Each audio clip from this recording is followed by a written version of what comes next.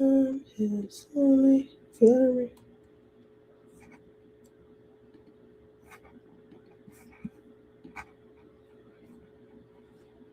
Que había, o sea, los asesinatos comieron humanos. ¡Asquerosidad! ¡Comieron humanos! Yo no estaba enterada de nada. Que había, o sea, los asesinatos sí, pero que habían comido humanos. ¡Humanos! Fuera la carne humana. ¡Comieron humanos! ¡Asquerosidad! Now you see how they had, yes, you did, Malaya. You see how they had the subtitles up there? Now, I don't want to be an asshole, but let me read to you what I sent to my family group chat. I have two brother-in-laws. One is Mexican, one is Dominican. So oh no, you're sick? Hold on. For the Super Bowl, so I said, you know, I always have to drop my bombs.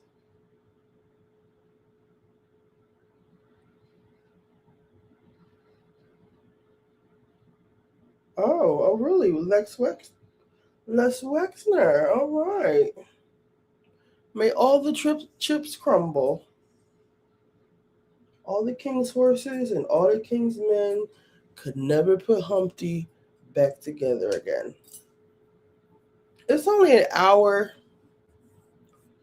Um, it's cute. You didn't miss. It wasn't. It wasn't what I was saying it was, but it was something. And it's still ongoing. So, but I will be. Oh, we're texting me. Oh, there's a Beverly Hills sneak peek.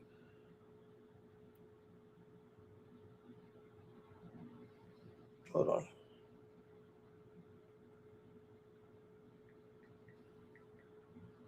She's seducing a robot. All I had asked for was some subtitles, or no, some subtitles, because I don't speak Spanish. But I'm not coming from a racist point of view.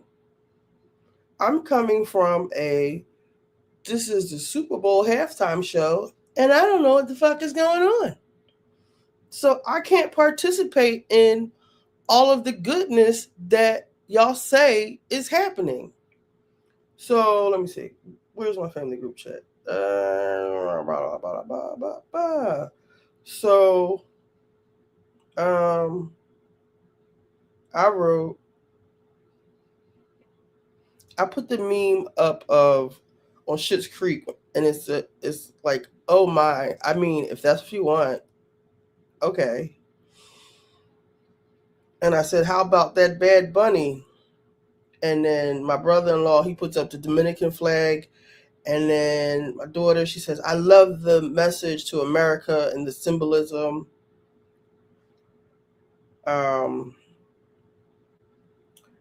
Visuals and props for everything. Wasn't y'all at the show? That's amazing. This is my daughter. And my Dominican brother-in-law says, you already know how we feel. And I said, well, it's a shame I couldn't know what they were. I would have liked to have been included, maybe an interpreter, at least a subtitle, because I'm down for the revolution. Power to the motherfucking people. And my two Hispanic speaking people, like my picture, thing, and my Mexican brother-in-law said, I'm down for the revolution too. And my daughter with her stuff.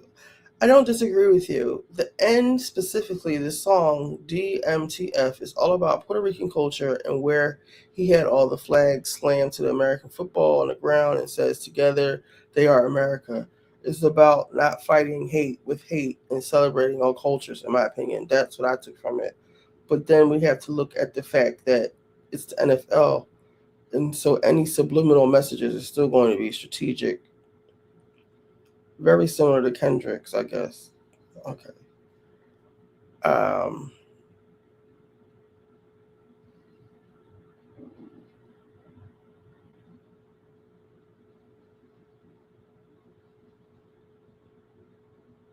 that wasn't him, actually.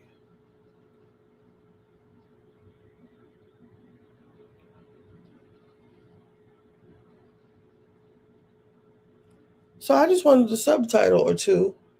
But my dad, he was like, I was like, so what do you feel about it? And I was like, I would have liked the subtitle. And he was like, well, it wasn't about you.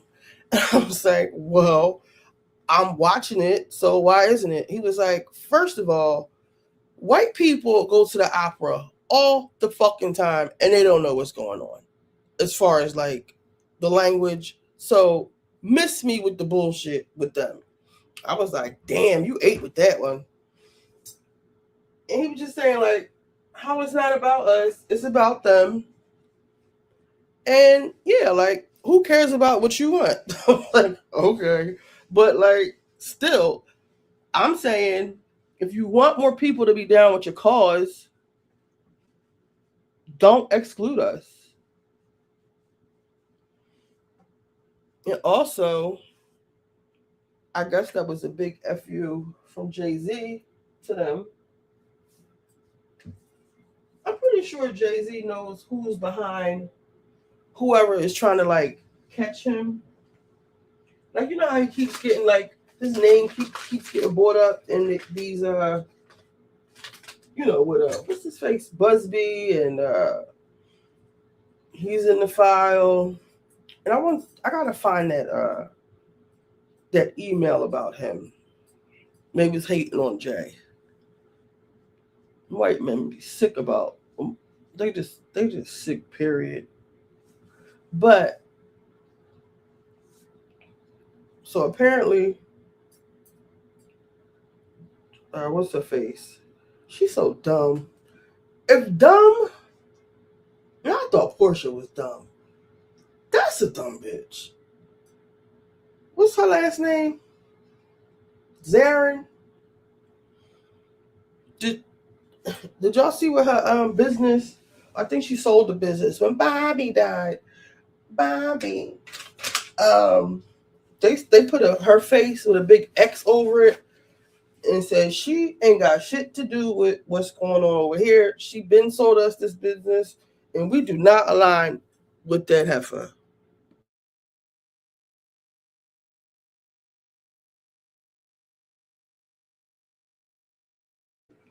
Time heals slowly. So let me see. I had something queued up. Boot up. Do-do-da-do. I didn't know that Ja Rule and Tony Yayo was like really beefing like that. I just had something queued up. And Cardi B. Wait, hold on one second, y'all.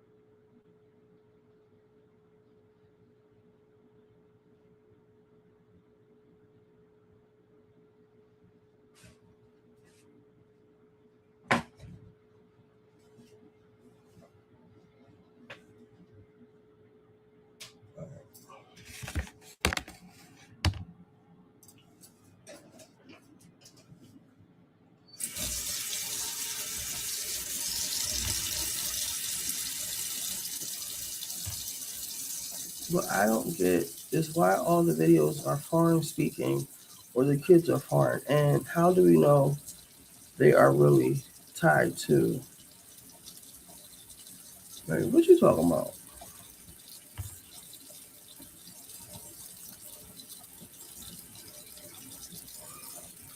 All right, so I'm gonna put on Alex for a second.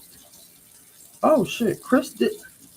Oh, and Cardi B, we gotta talk about this heifer. Okay, we're gonna talk about her. Let me y'all wanna see?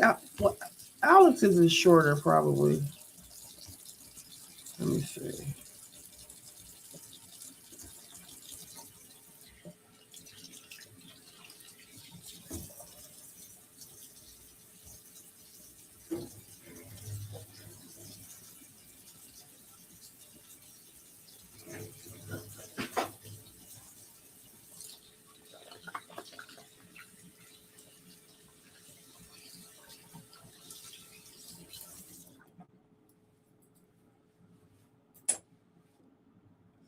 You know, good movies on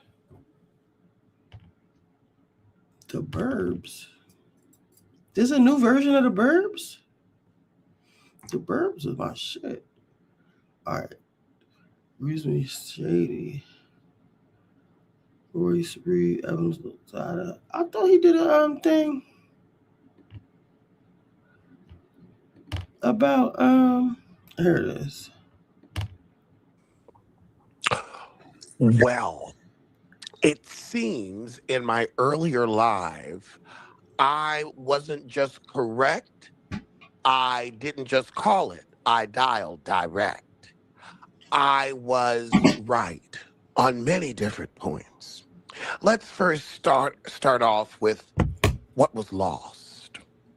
What was lost?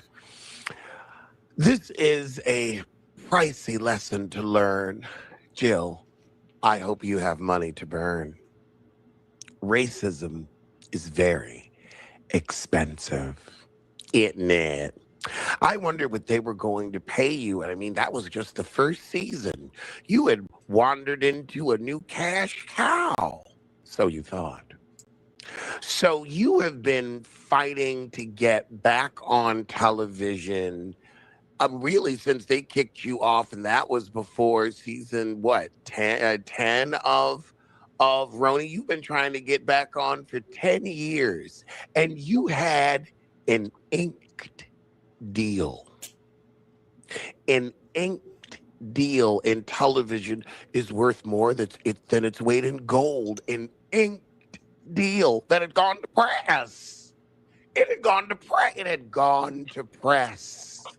The public was salivating. Everyone was rejoicing. There was a Tinker Tape parade in your honor. But you had to mess it up. Now, this isn't the first time you've messed up the deal. There was a deal for a Roni Classic show, but because the girls were asking for too much money, Bravo walked away and gave the girls, the crappy Lake. So let's see, for reference. When trading right now in the United States, and so we all agree. Now we all agree. I agree. I said it before that it was the worst halftime show ever, and it's 250 years that we're celebrating right now in the United States. And I just don't think it was appropriate to have it in Spanish. And quite frankly, I didn't need to see him grabbing his, G area.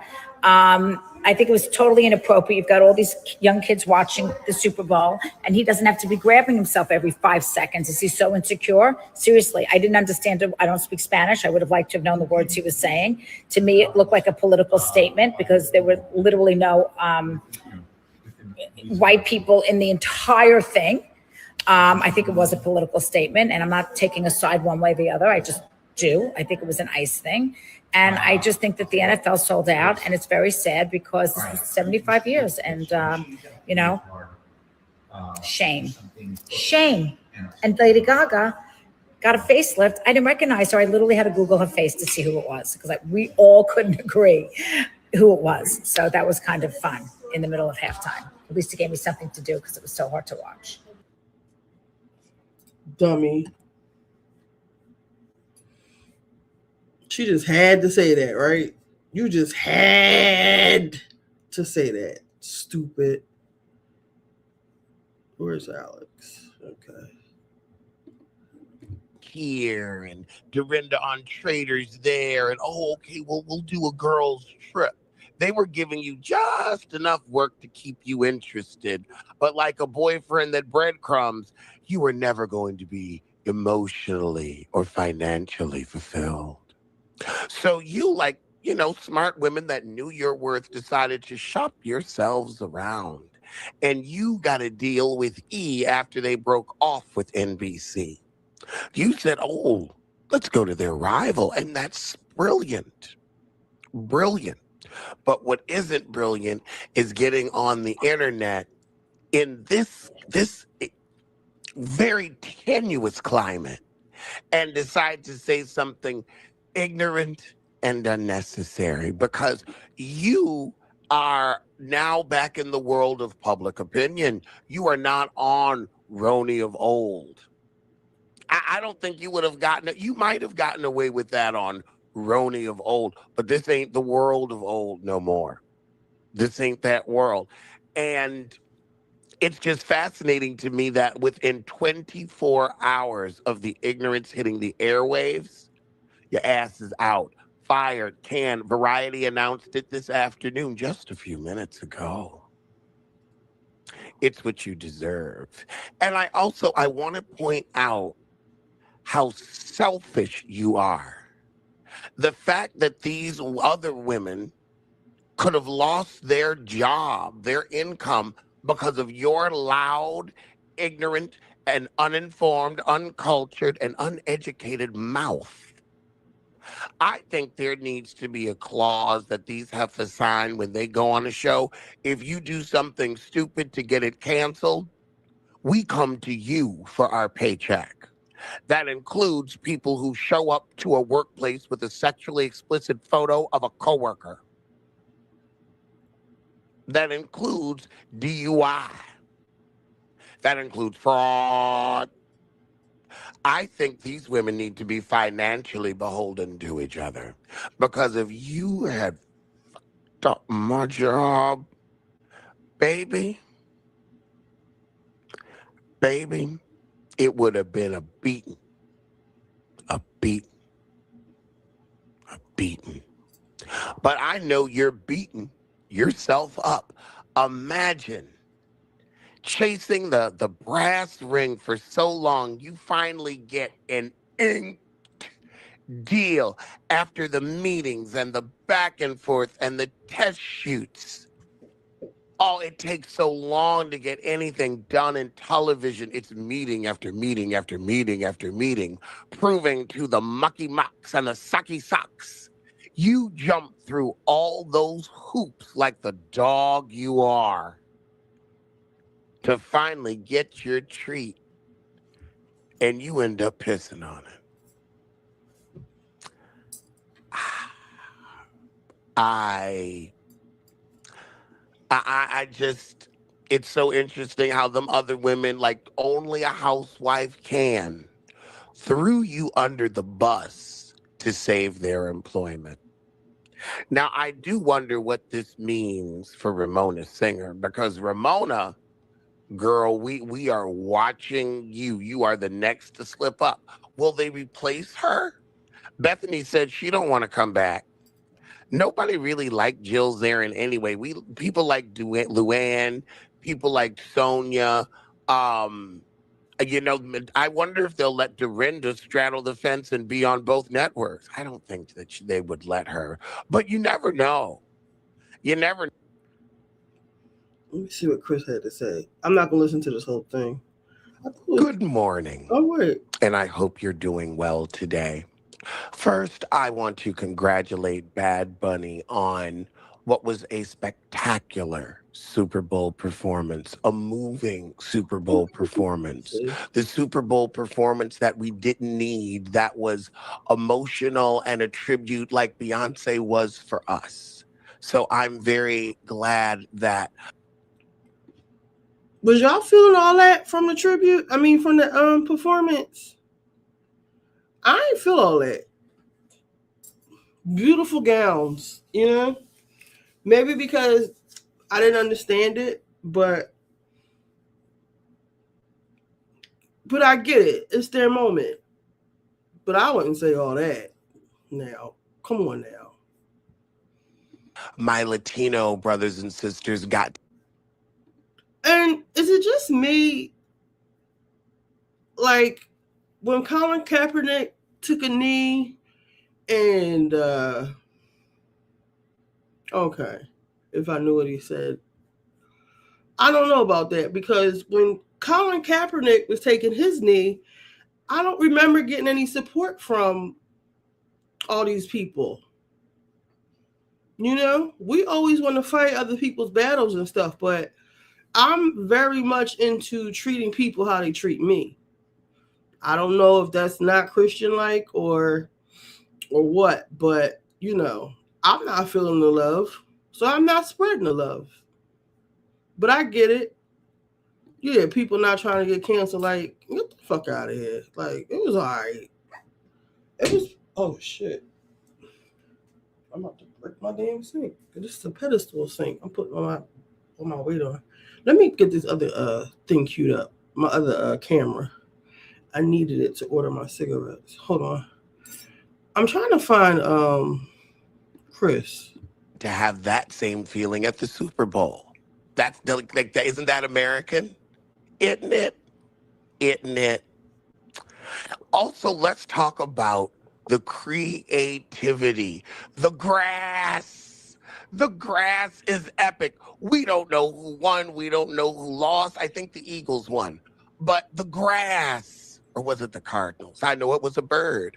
The grass, and we say go birds here. So birds. Yes, he is from Philly now. All right, let me see what he said.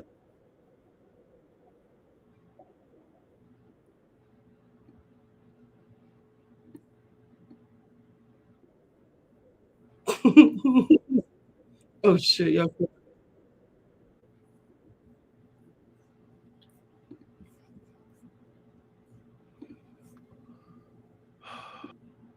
Oh, well, well.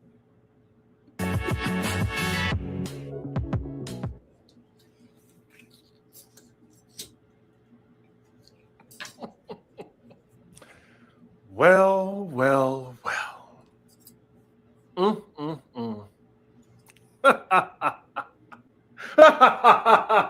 Sorry, I'm sorry.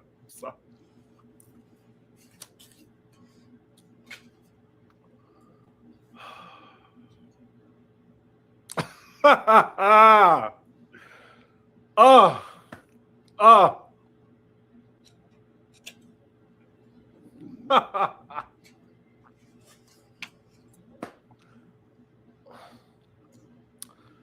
Oh, man. Just come in the room. Come in the room, y'all.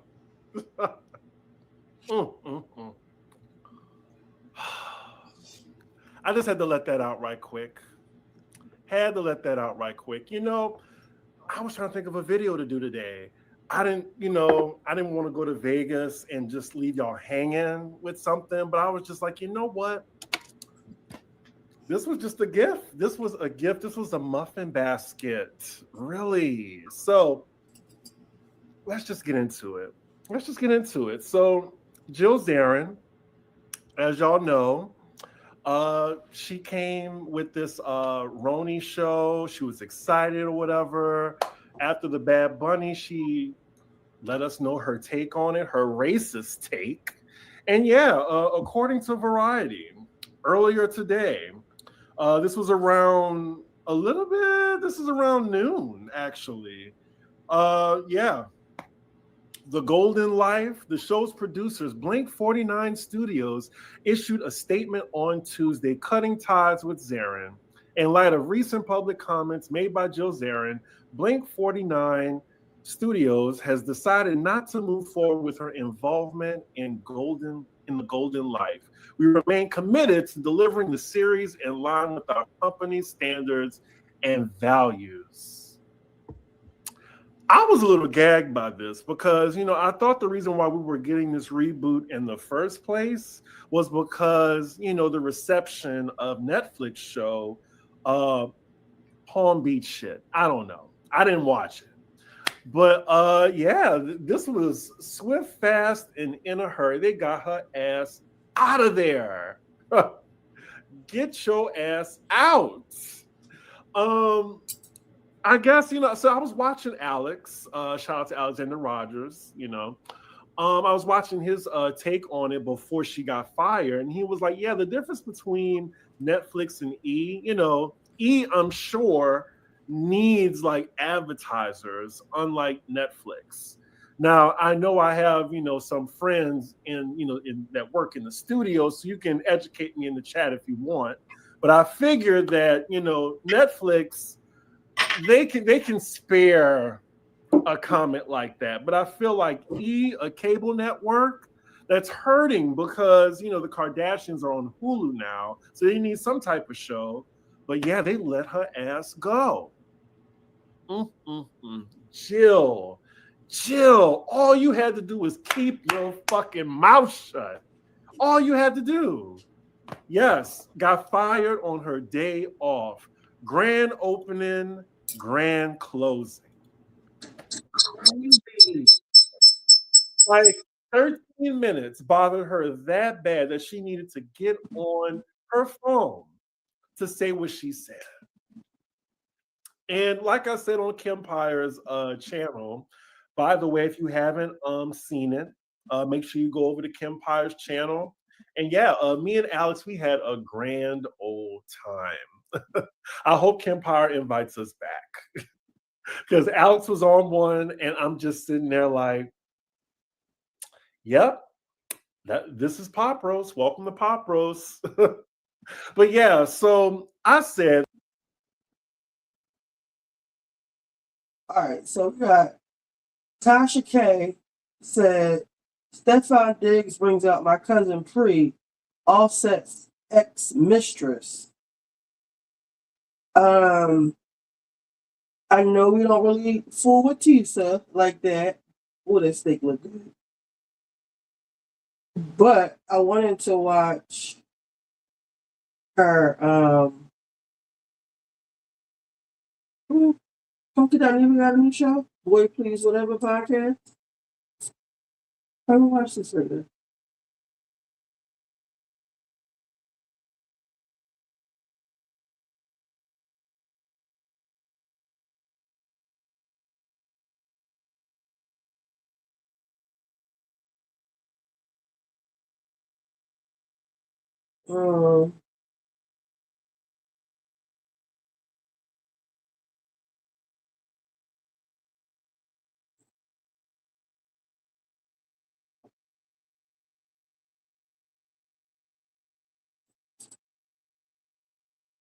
Why didn't put the camera off of her?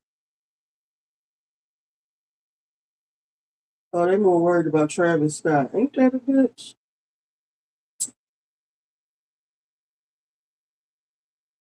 Yo, what's the up with her wigs?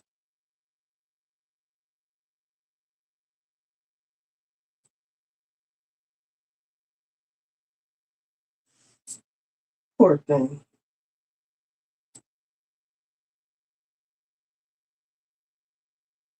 Well, Tisa had some. Oh, this top one. Stefan blames Cardi. Remember last night I asked y'all, I said, do y'all think he be beating on her? Because let me tell you,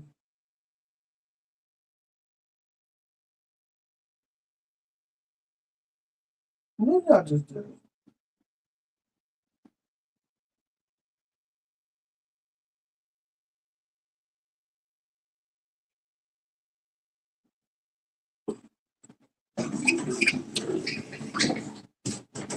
Let me tell you, people just don't stop being abusive, okay? And if he did that to that girl, the chef,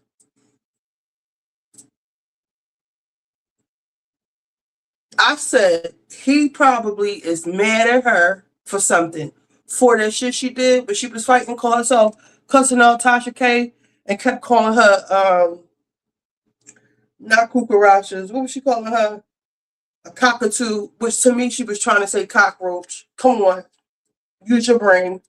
All that cucaracha shit she kept saying and doing, and then she slipped up and said she was talking to the girl every day.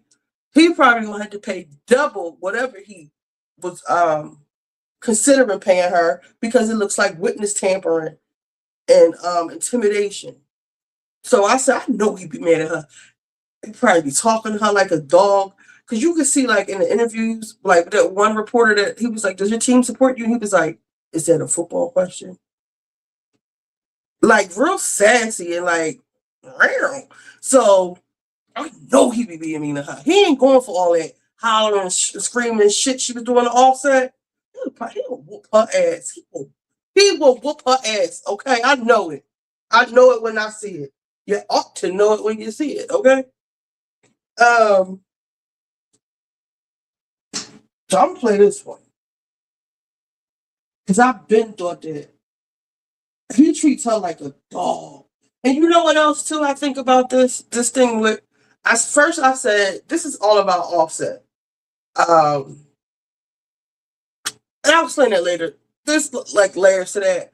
But this thing with this nigga, I think that with Offset, she was blindsided at first, and he was doing the shit behind her back, and by him doing it to her face, she's acting like she's okay with it, but she's not. She's not. I'll just leave that right there. I got this delivery man coming. Oh, and she putting out big bucks too. And then you could tell Cardi, I don't know where she got this like air of superiority from. Like, I think that just by virtue of you sticking open beer bottles up your pussy discounts you from being that bitch. You know what I'm saying?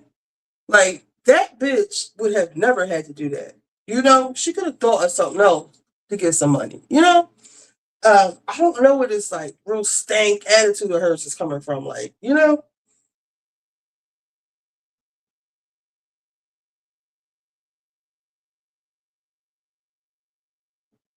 All right, so let's start with the backstory.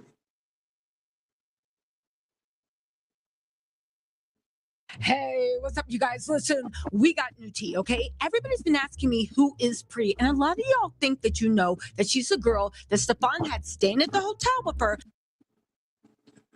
Do y'all want to watch Tasha K version first? Because that's Tasha. Tasha been saying that was her cousin since Offset.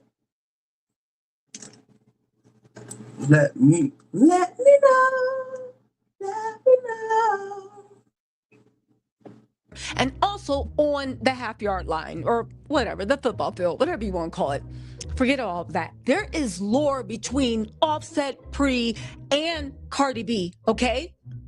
Pri alleged. Listen, I went back a year and a half because when this was all going down, I took the screenshots. I know I'm way too happy about this. I took the IG story screenshots. I have all the receipts. You guys don't, you think you know who this other woman is? Whether she's a love interest or a special friend of Stefan, it don't matter. What matters is what the people involved a year and a half ago had to say, including Pri, about Pri, Offset, Pri's alleged pregnancy, Cardi finding out, Pri having to give up her whatever to make Cardi happy, and the way Pri would have been the person that was behind the last straw between Offset and Cardi getting a divorce. And now Pri is popping up again with Stefan saying she was with Stefan.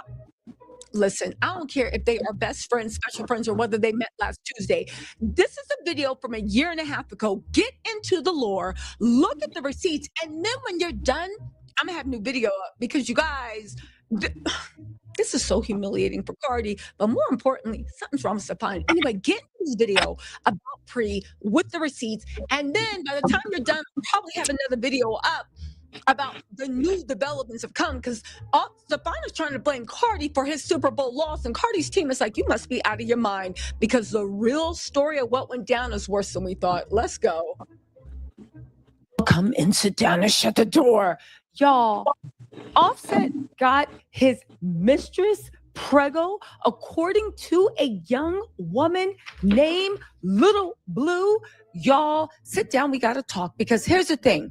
First of all, let me just say this is based upon information and belief. This woman who is posting receipts on her Instagram is saying that Offset got his mistress preggo the same time Cardi is reportedly preggo. If you guys don't know, the rumor is Cardi is preggo. But more than that, he then wired the girl $15,000 for silence and then tried to get the girl jumped at the same time. Y'all, this is so much. But let me just start off by saying Offset does not miss an opportunity to disrespect Cardi. I actually feel really sorry for Cardi at this point, because I don't know, is the industry full of nothing but Diddy? So even by that, an Offset looks good. All right, y'all, sit down, buckle up, because there's so many characters going on. I will say one thing: if this girl, if what she's saying is true, Offset got a problem. And I really, really feel sorry for Cardi, because it's like, it's giving narcissist, it's giving blank addiction. I don't know. Okay, so there's 3 characters. I'm about to read off the Instagram stories, but I need y'all to know there's 3 characters, all right? There's Little Blue, there's Pre, and there's Kayla. Little Blue is cool with Offset. It seems like at one point her and Offset may have messed around. Now, I am speculating, but they just got this weird, close relationship. She even got Offset answering her DMs and calling her, okay? There's also Kayla, and there's Pre. Pre is the woman that Little Blue, Offset's good friend, who told Offset, get your hose in check, right? Little Blue and Offset are cool, real cool. Little Blue went on an Instagram rant after she's alleging Kayla and Pre and them released her address, okay? She said, I got a 7-month-old baby. I need to keep him well, okay? Kayla and Pre are friends. Pre is the woman that was supposed to be preggo by Offset. All right, are y'all locked in? All right, now let's get into this, right? Now, this is all Atlanta, Atlanta bartender, stripper drama. Offset got a problem. All right, so they were arguing all for the last 2 hours about who got beat up, why, all this stuff. It was real convoluted. And I was sitting there eating popcorn because it's been a slow news day. Now, mind you, all these girls are like 22 years old. So if it is true that Offset is messing with them, what the hell is your problem messing with 22-year-olds, okay? Then all of a sudden, she was like, oh, y'all want to post my address? Well, let me put y'all down to some real tea, right? She said she's not holding anything else in. She's telling on everyone, and she went into how it started. I'm giving y'all the overview before we get into specifics. And get this, Cardi seems, if this girl's telling the truth, to have known about it because, baby, the timeline for when Cardi said that she was separating from Offset is right on the timeline of when all this mess was going on. This explains how Cardi and remember when she was crashing out on Twitter? That seems to be around the time that Pre was allegedly with child, all right? This is all over. Let me just get into these things. Anyway, she's mad that Offset blamed her for leaking the information to Cardi that Offset got Pre pregnant. But she said, dummy, it wasn't me. It was Pre. She's the one going around. Then Offset wired her $15K to stay quiet about Pre being with child, right? And she said, right after you wired me the money, she shows the receipt for the wire transfer, $15K. She said, Kayla, 2 people popped up and tried to roll on her, right? And she said, you and Cardi have done stuff like this before, right? What are Cardi and Offset into? So I like to, normally I put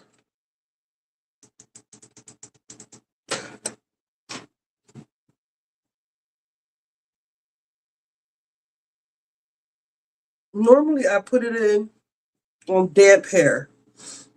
And you don't want to OD wet in your hair because it will make the solution watery and it'll just keep dripping down as it's sitting in here. But like I said, I had like this, all of these potions. Like this, I believe has actual wax in it because when I mix it with other stuff, it just turns into something really, it has glycerin in it.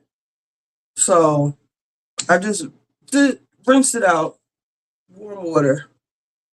So because we want to, and I'm going to detangle it before, because I got some knots right here. Detangle it before I wash it. So I'm going to use my when my and probably use this one too, because this is a wonderful, wonderful, wonderful detangler. Either one. When the cleansing conditioners, these are everything. You can use them by themselves, or in this winter wildberry one, it's on sale, probably still, and it's got a nice tingle for your scalp. I wonder if that does anything, or is it just a nice feeling? And usually we put a little bit of this in, and you put some water on top of it, like any knot that you have, it'll just slip right out. This is the best slip I've ever had. So I've definitely got to put some back here, because that's where the knots are. So again, you don't have to do all of this. Please don't do all of this unless you have to do all of this.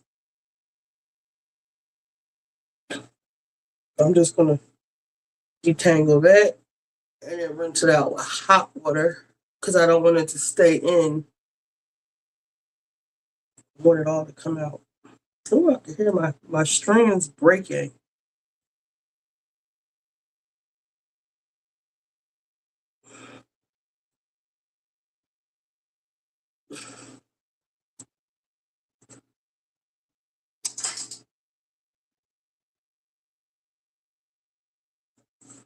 Let me fix the video.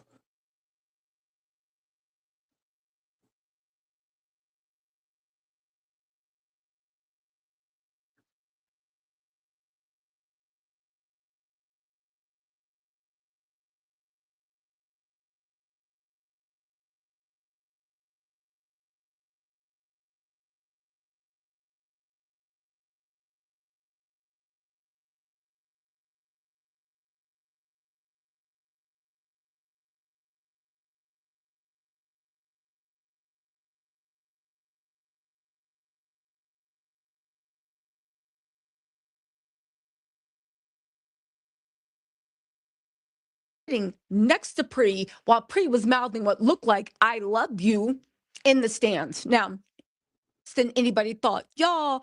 If this is true, and if I have evidence, I'm gonna show y'all. Stefan might be the most evil ninja on this world. Do you know that it looks like Stefan made Cardi pay for what she thought was going to be her own engagement party, only to publicly humiliate her because he thought he didn't need her anymore?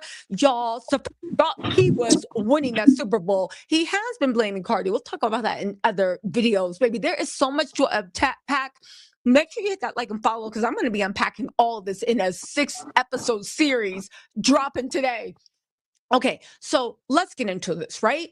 A lot of people said that, oh, you don't understand. The reason why Cardi left the Super Bowl early and all this stuff was because she broke up with Stefan a couple of weeks ago. Nah, that is not true. Okay, just let me cook for a second. I got the receipts, right? So this is what they posted, saying a couple of weeks ago. Cardi posted "done" on her story. Now, we all know Cardi is not subtle. We all know that Cardi don't speak in code. We know whatever Cardi feels, she usually says on Twitter Spaces. However, people are saying, no, you don't understand. They broke up weeks ago. And people said that that was to hide the fact of Pri and his other baby's moms being not just on the field, but right there like family, sitting next to his mom cheesing. Okay, we'll get into that in a second. But a lot of people said that Cardi actually thought she was getting engaged, and she spent $1.2 million on what she thought was going to be an engagement party, and flew in all their family and flew in all their friends, including Stefan's mama, who was sitting next to Pri while Pri was mouthing what looked like "I love you" in the stands. Now, Hold on really quick, okay? Because a lot of people and Cardi's, not Cardi's camp, but Cardi's fans were like, that's a lie. That was a lie. There was never a 1.2 million spend. Now, keep in mind, Stefan is notoriously tight-fisted. It appears from the outside looking in with Cardi. Cardi loves posting every gift she gets. She has not posted one big birthday gift. She has not posted one big birthday party. She did not even post a push gift that Stefan gave her. Now, you can argue whether somebody should be showered in millions, but Stefan seems tight-fisted.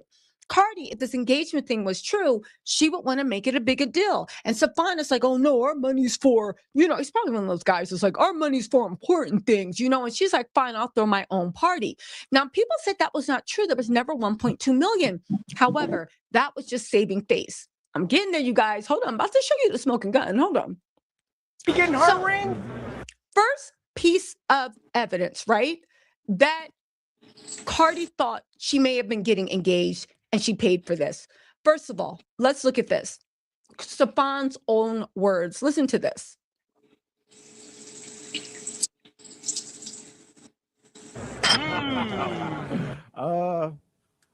It's on the agenda, maybe, right? Right? I gotta get mine first, though. That is when they asked him a couple of days before Super Bowl, is a proposal on the table? Stefan specifically said, he's been teasing a proposal for the last 2 weeks, okay? Now, also, let's not forget, a few days before Super Bowl, he was talking, look at Stefan, look like he ain't ish. He looked like he ain't ish. Look at his face, little demon. Anyway, he literally said, in the conference, also he said this. Hold on, y'all. So for me, like I would never thought too much about it, but having a significant other support you, yes, it's a level of appreciation because she's an amazing woman. Like being there for me, you know what I'm saying, it's hard. I can imagine. You know what I'm saying, I'm a lot to deal with. You know what I'm saying, but I never want to not let her know that I appreciate her for being there, not just for the games, because her being there for the games was just more so for her, you know what I'm saying? She wanted to experience it, but she supported me when she wasn't there, you know what I'm saying? She was watching the game, she was texting me before the game and after the game and checking on me and make sure that I was all right. She know that I'd be ready to spaz out any given time. I'd just be wanting to win so bad. I'd be just, you know what I'm saying, crazy about it.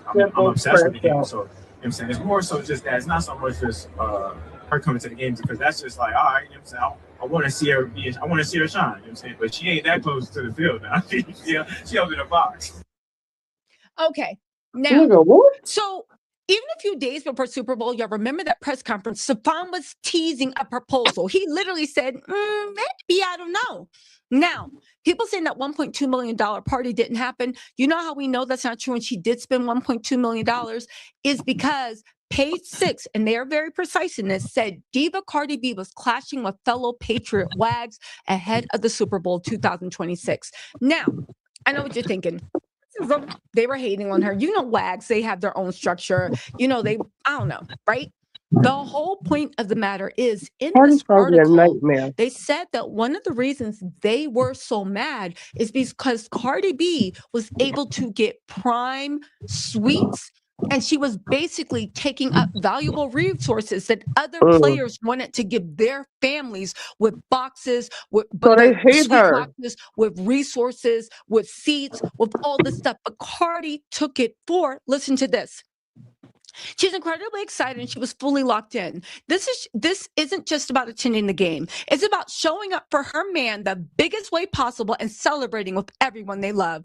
According to the outlet, Cardi invited 100 friends and family from both sides to San Francisco to watch the main event and is paying for 40 guests to be in a private suite at Levi's Stadium, costing $125,000. This is what made the wags mad. Because they was like, why does Cardi B get these private suites when everybody wants it? There's more, y'all. Right? They said she's also reportedly taking care of the ticket costs for the other guests to sit in the stands, costing between $700,000 and $725,000. There's more. Right?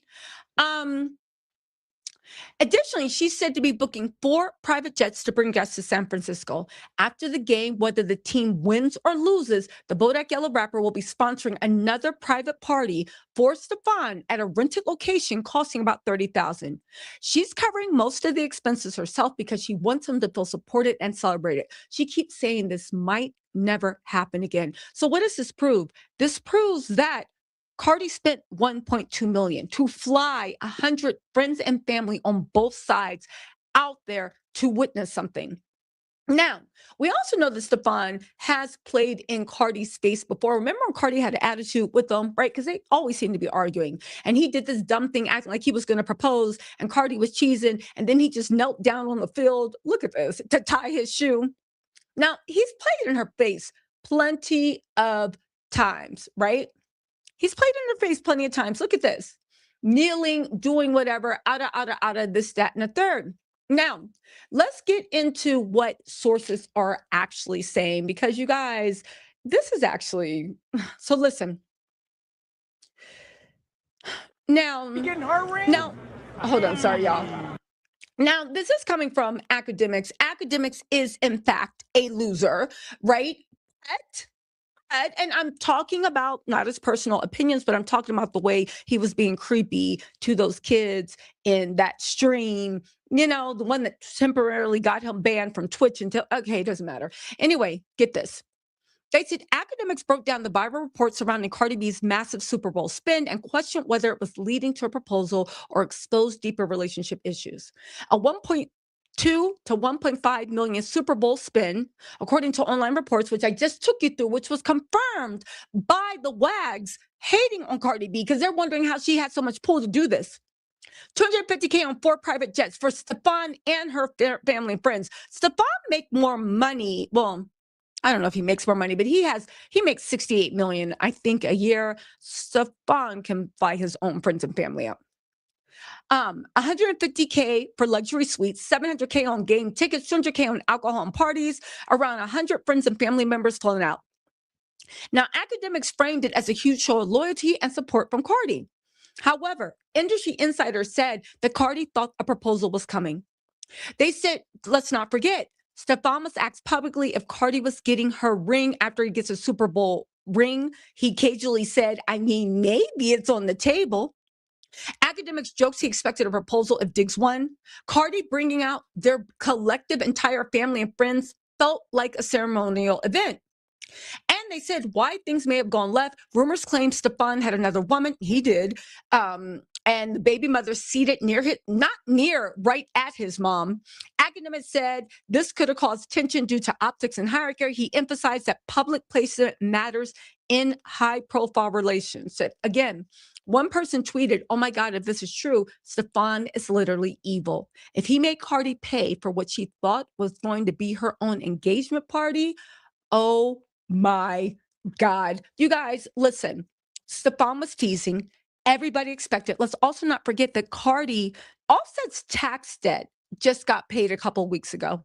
I remember when Cardi was first trying to divorce Offset, she went on a rant saying that they're trying to make her pay someone's tax bill and also give up one of her properties, which I'm guessing would be the Atlanta mansion, if Cardi wants a divorce. And she wanted to marry Stefan, but she needs a divorce because they have a baby together. Unless this is a PR relationship that just went too far and they try, I don't know. My whole point of the matter is Offset's tax bill magically got paid. And we all know that he did not win anything in the Hard Rock Casino, at least not $2-point-something million. So Offset's tax debt magically got paid. I'm willing to guess, right? I'm willing to bet that at the end of the day, also the like that house might have got transferred over. Maybe. I haven't looked at the property records yet, right? And it's not that serious. But the point is, Cardi seemed to be doing everything she needed to do to pay to be single. Now, the real thing is, when Pri showed up on the court with Stefan, how much did Cardi think that she actually got played? Because think about it. If Stefan's hinting at marriage, and she needs to be divorced in order to get engaged and married, right? Because she probably wants to do things the right way. And Pri is like this with Stefan. But Priya is also allegedly like this with Offset.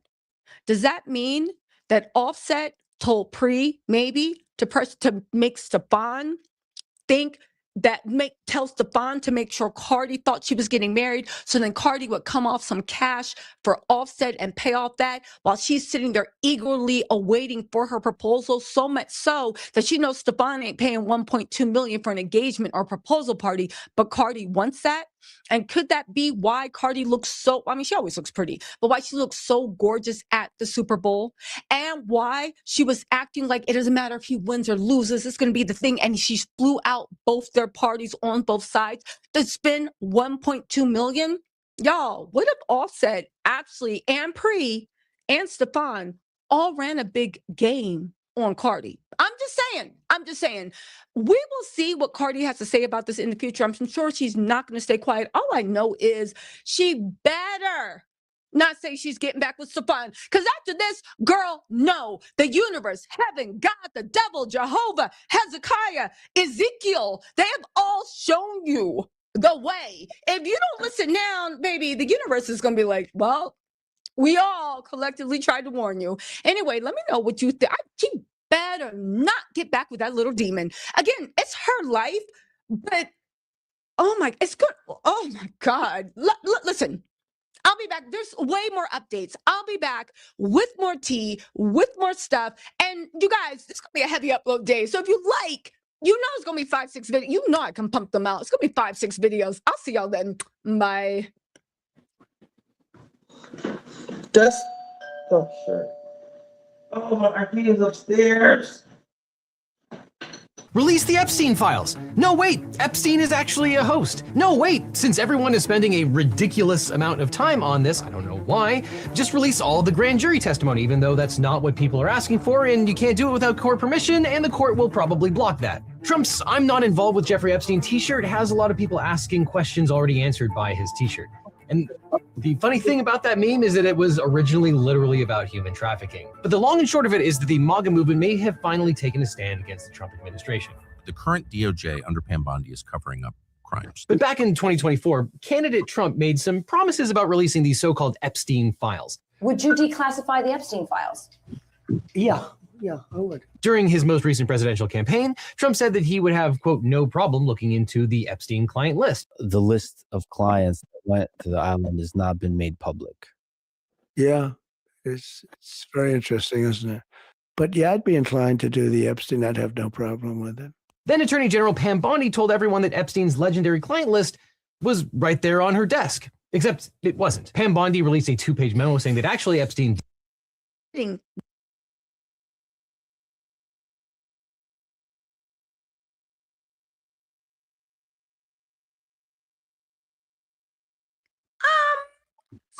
Here trying to blame Cardi for the way he just ruined his career. On top of that, 50 Cent is out here dragging Stefan, calling him an obvious clown for one, losing, but two, him fumbling Cardi, because baby, right now he needs a superstar relationship, because who knows if he's even going to come back next year. Okay, y'all.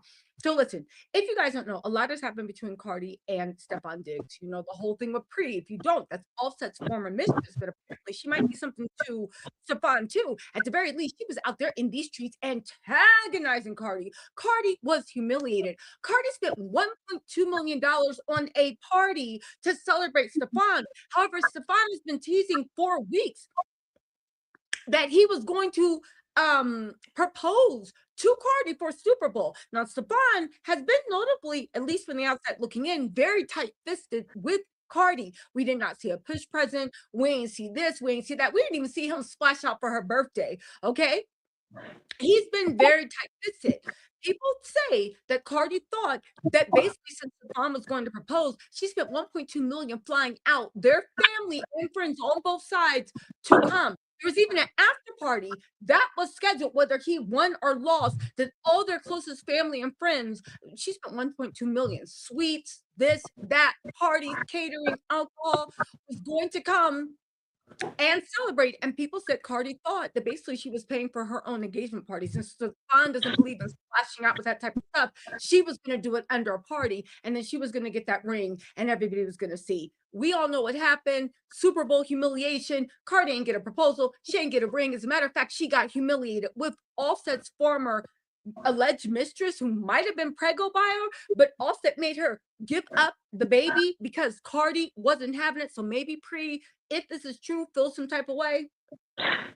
Let's fast forward, okay? Offset's, I'm sorry, Stefan's, I can't tell the difference between these two. The demon, right? Insert name. The demon's mom was sitting next to Pre. Pre was mounting, I love you. Stefan's brother was right there. Pre's like this, okay? All this stuff is going on. Stefan literally gets blown, his whole team, but Stefan especially has the worst game of the season. Okay.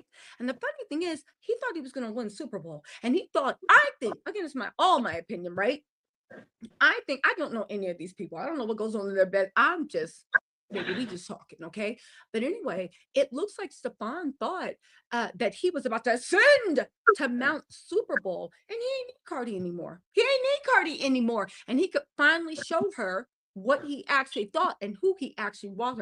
Pre was a choice. Y'all can try. The people that are like literally Cardi stands, y'all can try to talk that away all you want. There is no forgiveness. Even though at this time, Cardi has said that she is going to, she might consider reconciling with Stefan. The show is, her first show, I think, is tomorrow. And she says, like, she's going to have to see how the tour goes, but she's considering reconciling. You think she thinks Stefan is going to do a surprise proposal like Offset did? Anyway, let's get into the way Stefan is now trying to blame the way he played on Cardi. And he played himself, because at the end of the day, you actually do need endorsements. You actually do need a superstar relationship. You actually do need something to get them to bring you back. So listen to this. 50 Cent wrote, can you imagine waking up in the morning and you just lost this woman, Cardi B, and everybody knows, right? And Super Bowl. I would tell everybody to get away from me, get a drink, and go back to sleep. Again, Stefan's a clown. He played himself. Now, around then, all this stuff started topping up in media. Tasha K posted Pre had all access. Pre, or I guess somebody in her team was feeding it to Tasha K, right? They said the real reason that Pre wanted everybody to know this was her halftime performance, to which I will say, Stefan, hold on, I got receipts. You played yourself, because honestly, you should, if you wanted to humiliate Cardi like that, if you really wanted, you should have had Pre show up when you won that trophy.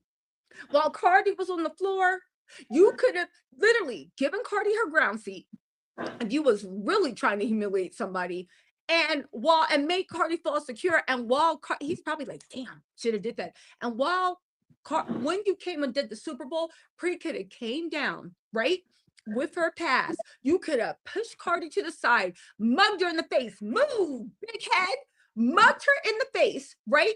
And then let Pre stroll up to you and been like, yo, I want to give a shout out to my bestie. And Pre, your mom, brother, your whole family unit, Snoop, KJ, your babies, everybody, your whole harem could have been right there talking about stuff. Or the cameras pan to Cardi. But no, you were so secure that you were going to win that you wanted them, you wanted your family on the floor to witness your greatness. I think that's what it is. Pre might have did her big one, but her big one, well, you know, we'll talk about it in a different video. We'll talk about it because the lore between that. Anyway, all these things started popping up, that Cardi B and Stefan's fight before the Super Bowl, trying to make it seem like, why Stefan, right? First of all, the Patriots, in my opinion, used publicity. They wanted Robert Kraft, all of them. He used her for publicity. It's my opinion. But now he's trying to plant something that makes it seem like, listen, Stefan unfollowed Cardi B on Instagram. I don't think he unfollowed Cardi. I think Cardi blocked his ass and he had to do an unfollow. They're now following Pre's, follow him back after Stefan followed her. Pre is reportedly given New England Patriots credentials, giving her access to Stefan Diggs Hotel. Also called Cardi B embarrassing on Instagram. Now, I don't know if Brie and Stefan started following each other. I wouldn't be surprised because Stefan's mad and he needs somebody to blame. Hold on, I got the receipts, right? They said Cardi B and Stefan broke up in the middle of Super Bowl. That is impossible. Stefan didn't, and again, I think this is Stefan's team putting this out. Stefan didn't have his phone during the game. He was supposed to be playing. There's no way they could have broken up in the middle of the Super Bowl. He didn't even know Cardi B left. Stefan broke up in the middle of the Super Bowl. She reportedly left early after spending $1.2 million on a Super Bowl after party that neither of them attended. That much people are saying is true, including Page Six and a few other publications. Stefan's other baby's mom had front row tickets with her son. Cardi allegedly found out and things went south. Both Cardi and Diggs have unfollowed. Again, I don't think Stefan unfollowed her. I think what happened is Cardi blocked him. That's my opinion, right? There's there's Stefan's brother, that little demon. There's Stefan's mama. Again, mothers like Stefan, I don't know what she went through with Offset's mama. But here's the thing, Mama Diggs might be very, very warm, big-hearted, very nice lady. But there is something with moms, especially sometimes mothers of sons, where they're just trying to make the son happy.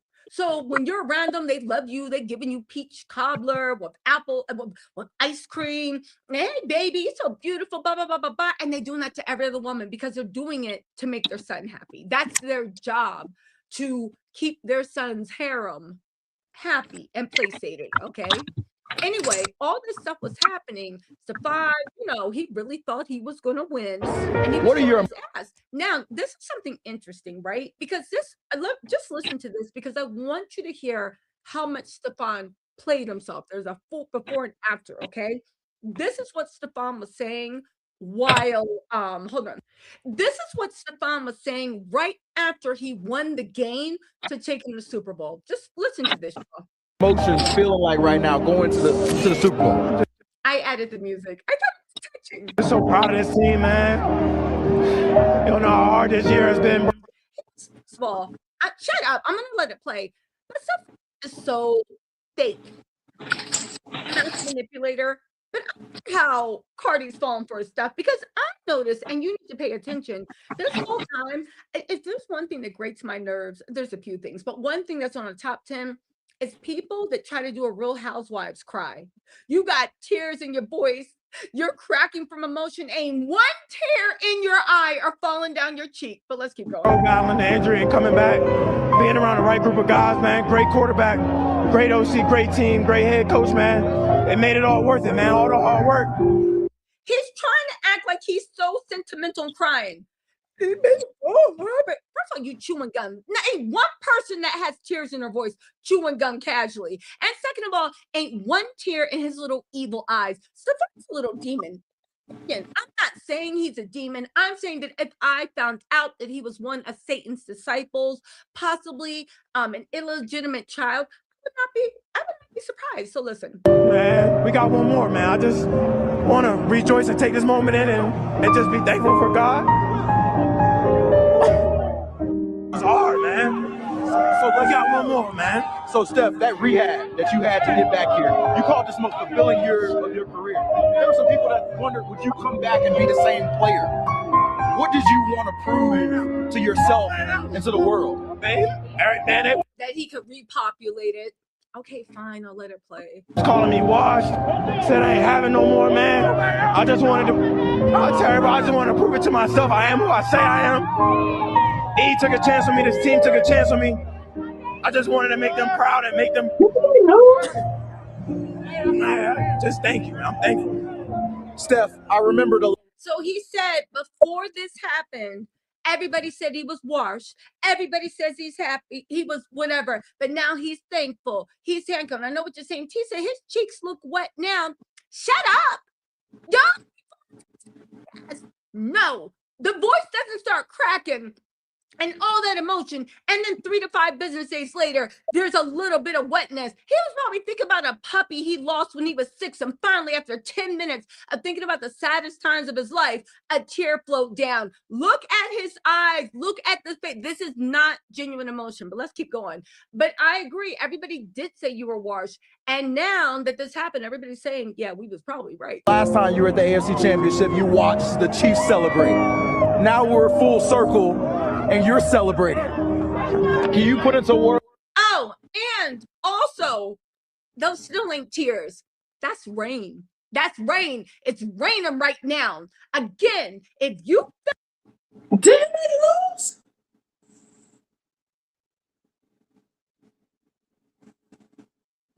For this and really thought this was an emotional thing, you too might be under the same spell Cardi B is in. And I'm saying, as a woman, we all, well, I don't think we've all met a Stefan, but we've all met a disciple of Satan. Maybe a little bit too many to care to remember. But if you fell for that and the rain on his cheeks and really thought those were tears, you too. I'm just saying. The journey of getting back to here and accomplishing your goal. Hey, God don't make no mistakes, man. I had a real journey, man. I'm just thankful to be where I'm at. People just don't know how hard, man. I give all the glory to God. I stand firm, 10 toes, man. That was a great team that we just played. We fought hard, man.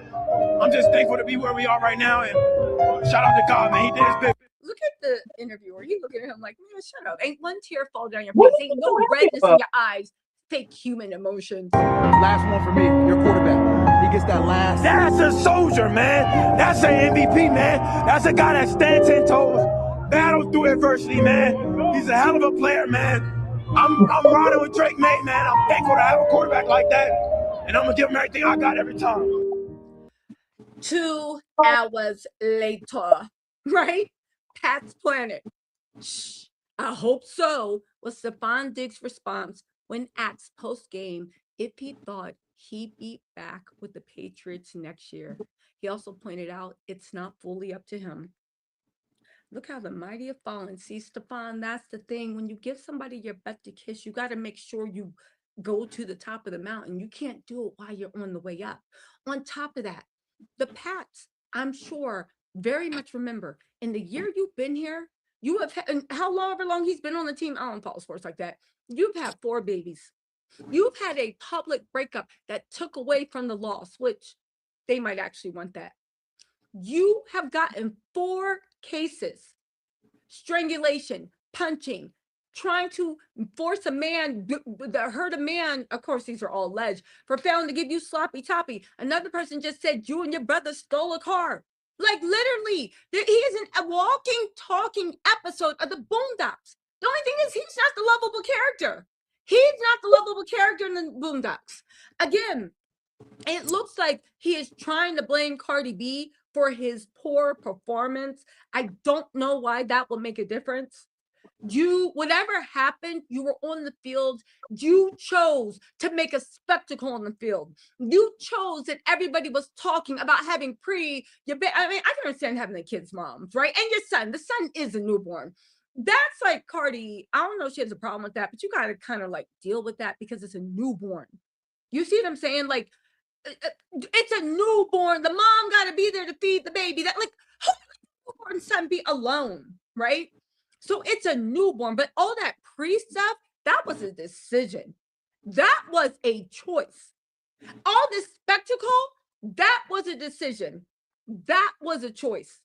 These cases, now that you don't got Cardi B cursing people out on the internet, what's good, Stefon Diggs? I swear to God, if Cardi gets back with this man, I mean, it's her life, right?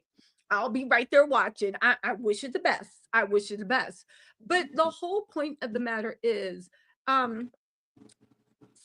Stefon's a fool. And I'm glad 50 Cent pointed out what a clown he is. And I'm glad he feels stupid. Because again, this one got nothing to do with Cardi B. I will say this once time. To me, there is something wrong with this man. And I hope all of his baby's moms, like, I hope they're well. I hope they're well. Anyway, y'all, let me know what you think in the comments. I'll talk to y'all later. Bye.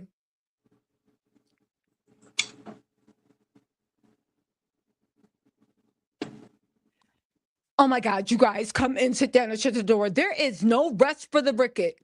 Do you know Entertainment Tonight? And baby, this came straight out of PR people. Okay, very reputable. It's saying that Cardi B and Stefan might reconcile. I hope to God this is Stefan's people trying to do cleanup after he played himself at the Super Bowl and literally probably ain't even going to get signed again. And not Cardi B playing herself, y'all. Let's get into this report. And before you be like, Bossip has reported it, but forget all that. Entertainment Tonight has reported this. And you know, Entertainment Tonight don't be making up stuff. They only put out what publicists say. Listen to this mess. This is crazy. But hold on, I got a little inside tea. Okay, so Entertainment Tonight said, hold on. Entertainment Tonight said Cardi B and Stefan Diggs did break up. No kidding, they unfollowed each other. Listen, we're told the split happened recently, as Stefan gave an interview last week, which he told reporters that an engagement was on the agenda after the Super Bowl. Now, y'all, I just posted a video, right?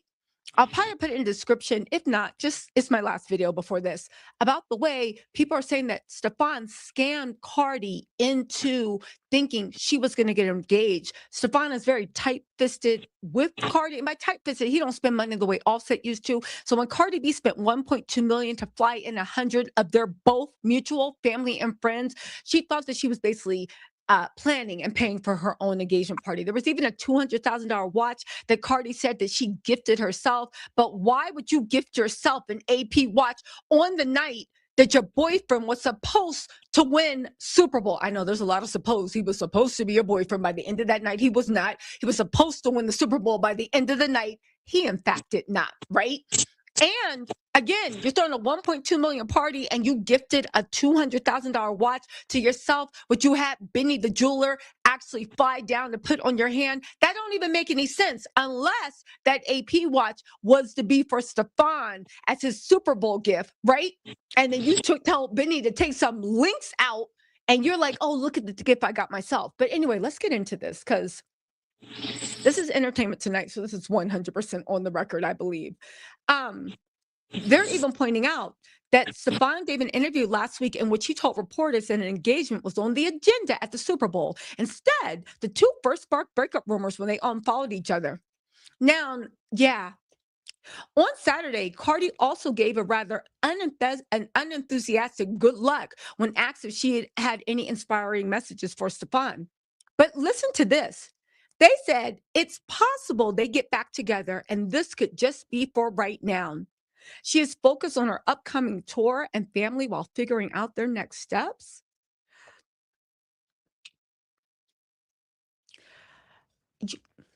This man had his baby's mom, the one he got tattooed on his body while you were pregnant, sitting with the family on the field.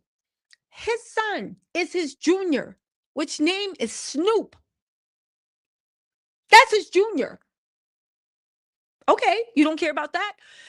Pre, the girl that was allegedly preggo by Offset, the girl that actually tortured you on behalf of Offset, the girl who's like this that stayed in Stefan in his hotel, that had all access, that had more access and respect than you, that was sitting next to his mama, was at the game. In your spot. Talk about saying the things you should have been saying. I love you. This man might have another baby on the way, according to Celebrity T Blind. So we can't confirm whether that's true or not. But with Stefan, you never know. Because people kept telling us for the whole last year that all that stuff about having 4 kids due all within a year of each other was all poppycock. And now we see it wasn't. So who knows with this man? He is fertile turtle mama. He is trying to repopulate the world.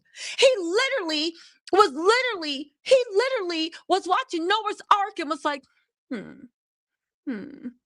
instead of taking giraffes and lions, tigers, and bears, I'll just impregnate every woman around me. Right?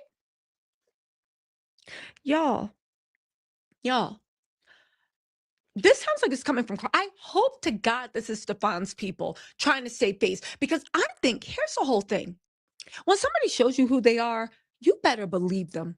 It's funny how when Stefan thought he got everything he could out of Cardi, he gave her his butt to kiss. He said, I don't need you. I already got you down at Art Basel while my other baby's mama's there. Unless this is a PR relationship that went too far and they ended up just having a baby and it was a PR relationship. But even if it's a PR relationship, the fact that Stefan cannot take his foot off the pedal of humiliating you, I literally in my last video was like, she did not take that mofo back. Turn to you. I got SRT too. It's going to be a heavy upload day. She has to think about, and I quote, it's possible they get back together and this could just be for right now. This don't got nothing to do with me. It's not my life, but since it's Tuesday, let's talk about it. When someone shows you who they are the first time, the mark of somebody is not the way they treat you when they think they need you. It's nice, it flatters the ego, but the mark of how somebody really feels about you is how they treat you when you can't give them nothing and when they don't want nothing from you. And when Stefan thought he extracted all value and he was about to descend up to that Mount Olympus called Super Bowl, because Stefan got his own money, right? And he was about to, who did he choose to have by his side? Well, the people he really loved and cared about, his mama, Pri, and Kay or Kiki, his favorite baby's mom. Again, I think he showed. Now, I'm sure there's all this stuff. I do think Stefan is a little demon. I do think Stefan sweet talks. Cardi is not stupid. So the fact that she literally even had that baby, he must have been saying something. Cardi is not dumb. So he had to be in her ear. Now, you can argue whether you should listen to a man, but even like a week ago, he was talking about proposing. Here's my question, not to Cardi, but to any woman cursed to find a love like this. I really honestly don't understand. If this is coming from Cardi, and again, it's either coming from Cardi's people or Stefan's people, because Entertainment Tonight does not play about that. They are nothing but PR mouthpieces. They are. And if you don't know the way the PR game plays, I don't know what to tell you. But for those of you guys that know, if you see something on Page 6 or Entertainment Tonight, you know what that says. Now, Stefan might be putting this out because he played such a shitty game, right? He might not even be signed. He played himself, right? And maybe now he thinks he needs Cardi, either to be a celebrity couple and get some deals like Travis Khaleesi, like podcasts or this and that. I don't understand, because the universe is right now singing to Cardi, let that ninja go.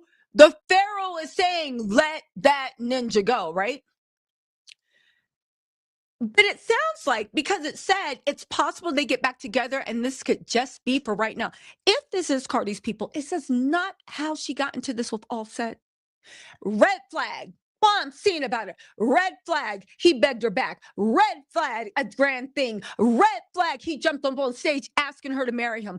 Every single time he gave, not even a red flag. It was like the curse when they was putting X's on and sheep's blood on people's doors. It's not a red flag. This is like the opening scene, or it's a closing. And Carrie, when they dump pig's blood in the gym, this is not a red flag. This is a massacre, literally. And this is how you got in a situation with Offset. Again, it's Cardi's life. I'm not going to judge her. Listen, I hope that, listen, at the end of the day, it is what it is. But let me just say this. You're trying to figure it out. Why? This is, I think, what the issue is. And this is just my opinion from the outside looking in. I don't know Cardi. I don't know Stefan. He seems like a narcissist little demon. And he seems very, very cruel and violent and aggressive. But again, I don't know him. So it's from the outside. I do not know if he is a cruel, violent, narcissistic demon that likes to put his hands on women and men that won't give him sloppy toppy. What I am saying is, from the outside looking in, to me, it appears he is a narcissistic little demon who has a big cruel streak, who likes to put his hands on women and also men that don't want to give him sloppy toppy, right? Here's all I'm saying. Could it be the fact that one of the things that Cardi likes to thrill the hunt? She likes to chase. She likes to challenge. Could it be that She's putting this out here because she wants to let those other bees know that she's still there, because she doesn't want to be the loser. She cannot fathom not even fathom, she cannot sit with the idea that Stefan was just playing with her face, in her face, had her bring a whole life, encouraged her to bring a whole life into this world, and is playing in her face. And she thinks that if she just goes away, then those other girls are going to win. They're going to be sitting with them. They're going to be, but what are they going to win? For women that think like this, what are you losing? Rejection is protection. The universe at this point is screaming, leave that ninja alone, right? Fine. Cardi got 4 kids. Baby, kids are a blessing. Cardi got the money to raise them, okay? For them being like, oh, well, they grew up.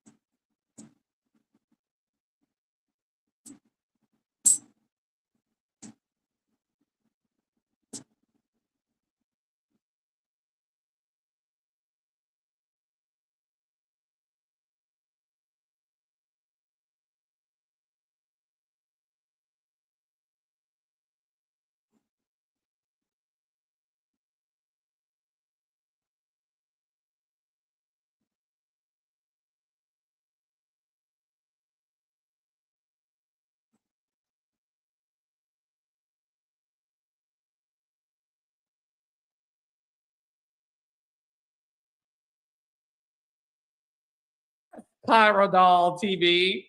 AJ Fly, listen, being 6 minutes late ain't bad. If you're new here, it's bad to y'all. But I usually be 10 minutes or more than that. All right, who do we have here? We have a lot to talk about, guys. We have a lot to talk about. So I hope you all had a great weekend. It was Super Bowl weekend. And I'm going to talk about that with, so if you're ever perusing on YouTube, watch me in the Breakfast Club and look at my hair, and you will see how your boy Carlos King made sure it was right. Okay. But that's story time for you guys. Okay, enough about me. Let's bring on Dustin and Blue. I'm looking at the Breakfast Club right now. Hey, friend. This nigga, I'm so glad you look. Negro, thou art loosed. I'm so glad you were released from them shackles of that spray and them fibers and all of that. And look at you now, looking incredible. I tell people all the time, what you have to remember is that classic beauty always wins every time. A strand of pearls, a little black dress, black Chanel bag, a man in a black suit, a bald-headed black man with a beard. It's going to win every single time. That you got a blank canvas and a standard palette that just can carry anything else you add to it. A lot of times people get it fucked up. You don't have to do too much. Sometimes you just got to keep it with the classics, and you got it, Carlos. So congratulations. Let me back my ass up. I feel like I'm too close. Got you speaking laughing at him. I love it. No, because it was definitely. There we go. I got a boogie in my nose. No, sir.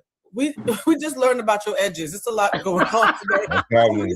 What now? Blue, you look pretty, and Blue, you got on red lipstick. That's classic. You got on I'm very classic dark that I'm talking about right there. Mm-hmm. I look like direct deposit today. I feel like rich. You know. I missed y'all last week so much. I missed y'all. We miss you too, friend. We glad you're back. We miss you too. We're so happy you are back. How was y'all weekend? Yeah, starting with Blue, ladies first. Oh, okay. I'm a lady. I'm still high from Bad Bunny. I'm not even gonna hold you. I'm booking flights as we speak. I'm gonna see Bad Bunny this summer. He's gonna be in London and Paris in June and July. I will be there. Were you a Bad Bunny fan before the Super Bowl? Before the Super Bowl, yeah. For like the last year, I've been a Bad Bunny fan. So it's been about a year.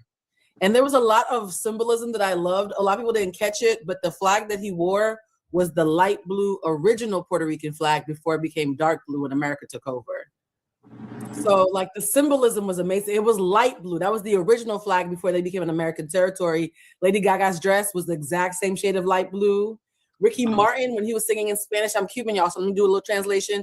He said, "Don't let what happened to Hawaii happen to us." He was speaking to Puerto Ricans. Yeah, it was, child. What did he mean by that in terms of it being? When Hawaii got taken over by America, they lost their culture and it was completely erased. And they were just turned into just another one of the 50 states and lost their identity that existed well before America took over. And so he's telling Puerto Ricans to stay Puerto Rican, even if they are American territory. Even the power grid was a jab at the fact that after they had their storm, America was giving them janky power, and the power grid was completely messed up because of Americans not taking care of Puerto Rico properly in the wake of the storm, like Katrina. So it was all kind of like the sugarcane, the connection between African Americans, Latinos, and West Africans. Like, child, I was fed. Okay. The lady with the store in Brooklyn that was there. And the guy with the store in LA. He literally took Latinos from all over, and he had Afro Latinos. So you realize the baby boy that he gave the Grammy to, who we all saw compromised in a way that shook us all to our core, right? To see him give that little baby boy that Grammy in that moment and let him be highlighted in a positive way on a national stage, as opposed to the horrific things that happened to him that we know him for, I found that to be comforting. I love it. We love him. Listen, admittedly, I've never heard a Bad Bunny song. Okay. I'm very familiar. Listen, Lord knows, I'm not saying my playlist, child, because that'll be a whole other conversation. Let's just say I have an acquired taste, and Bad Bunny isn't. I have never heard a Bad Bunny song, so I watched the performance. First of all, I'm sure Dustin will agree. His fashions were. I love the outfit he wore. Had that shit on. And you know what else? This was a special moment for the Latin population, but for the Black delegation, let me say this: he had on cream. Okay, and we know, to Black people, when you got on cream, you're gonna move a certain way. You're gonna move a certain way. You're gonna have a certain confidence because you ain't getting dirty. That boy clean. Is what not that white. Clean. Okay, not white, not eggshell. Cream. He had on cream. So I just want to make that note. Yeah. No, and the thing is, everybody knows my type. I love a butch queen.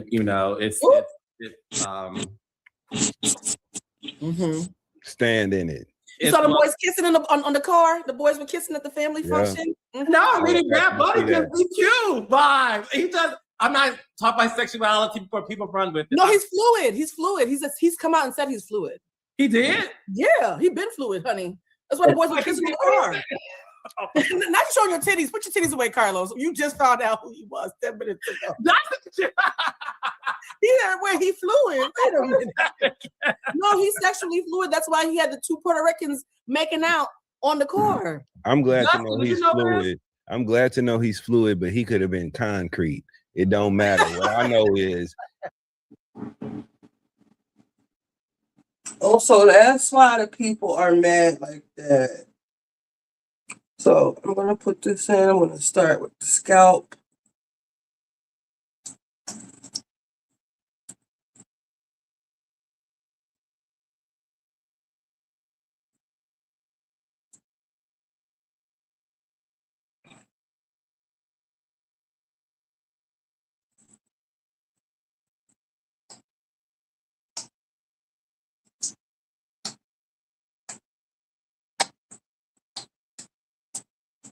Make sure.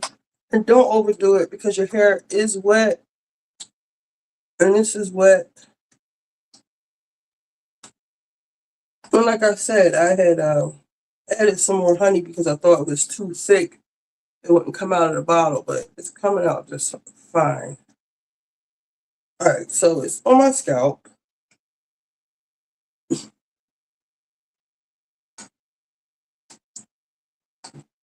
So then I'll just like smooth it down. And I can smell the tea tree oil. I'm going to smooth it out. Because you don't want to put too much because it will drip and all of this will be sticky. So you do want to wear a shirt that you don't mind getting, see, look at that already, that you don't mind getting dirty. So now I'm going to start putting it on my actual hair. I guess you can section it.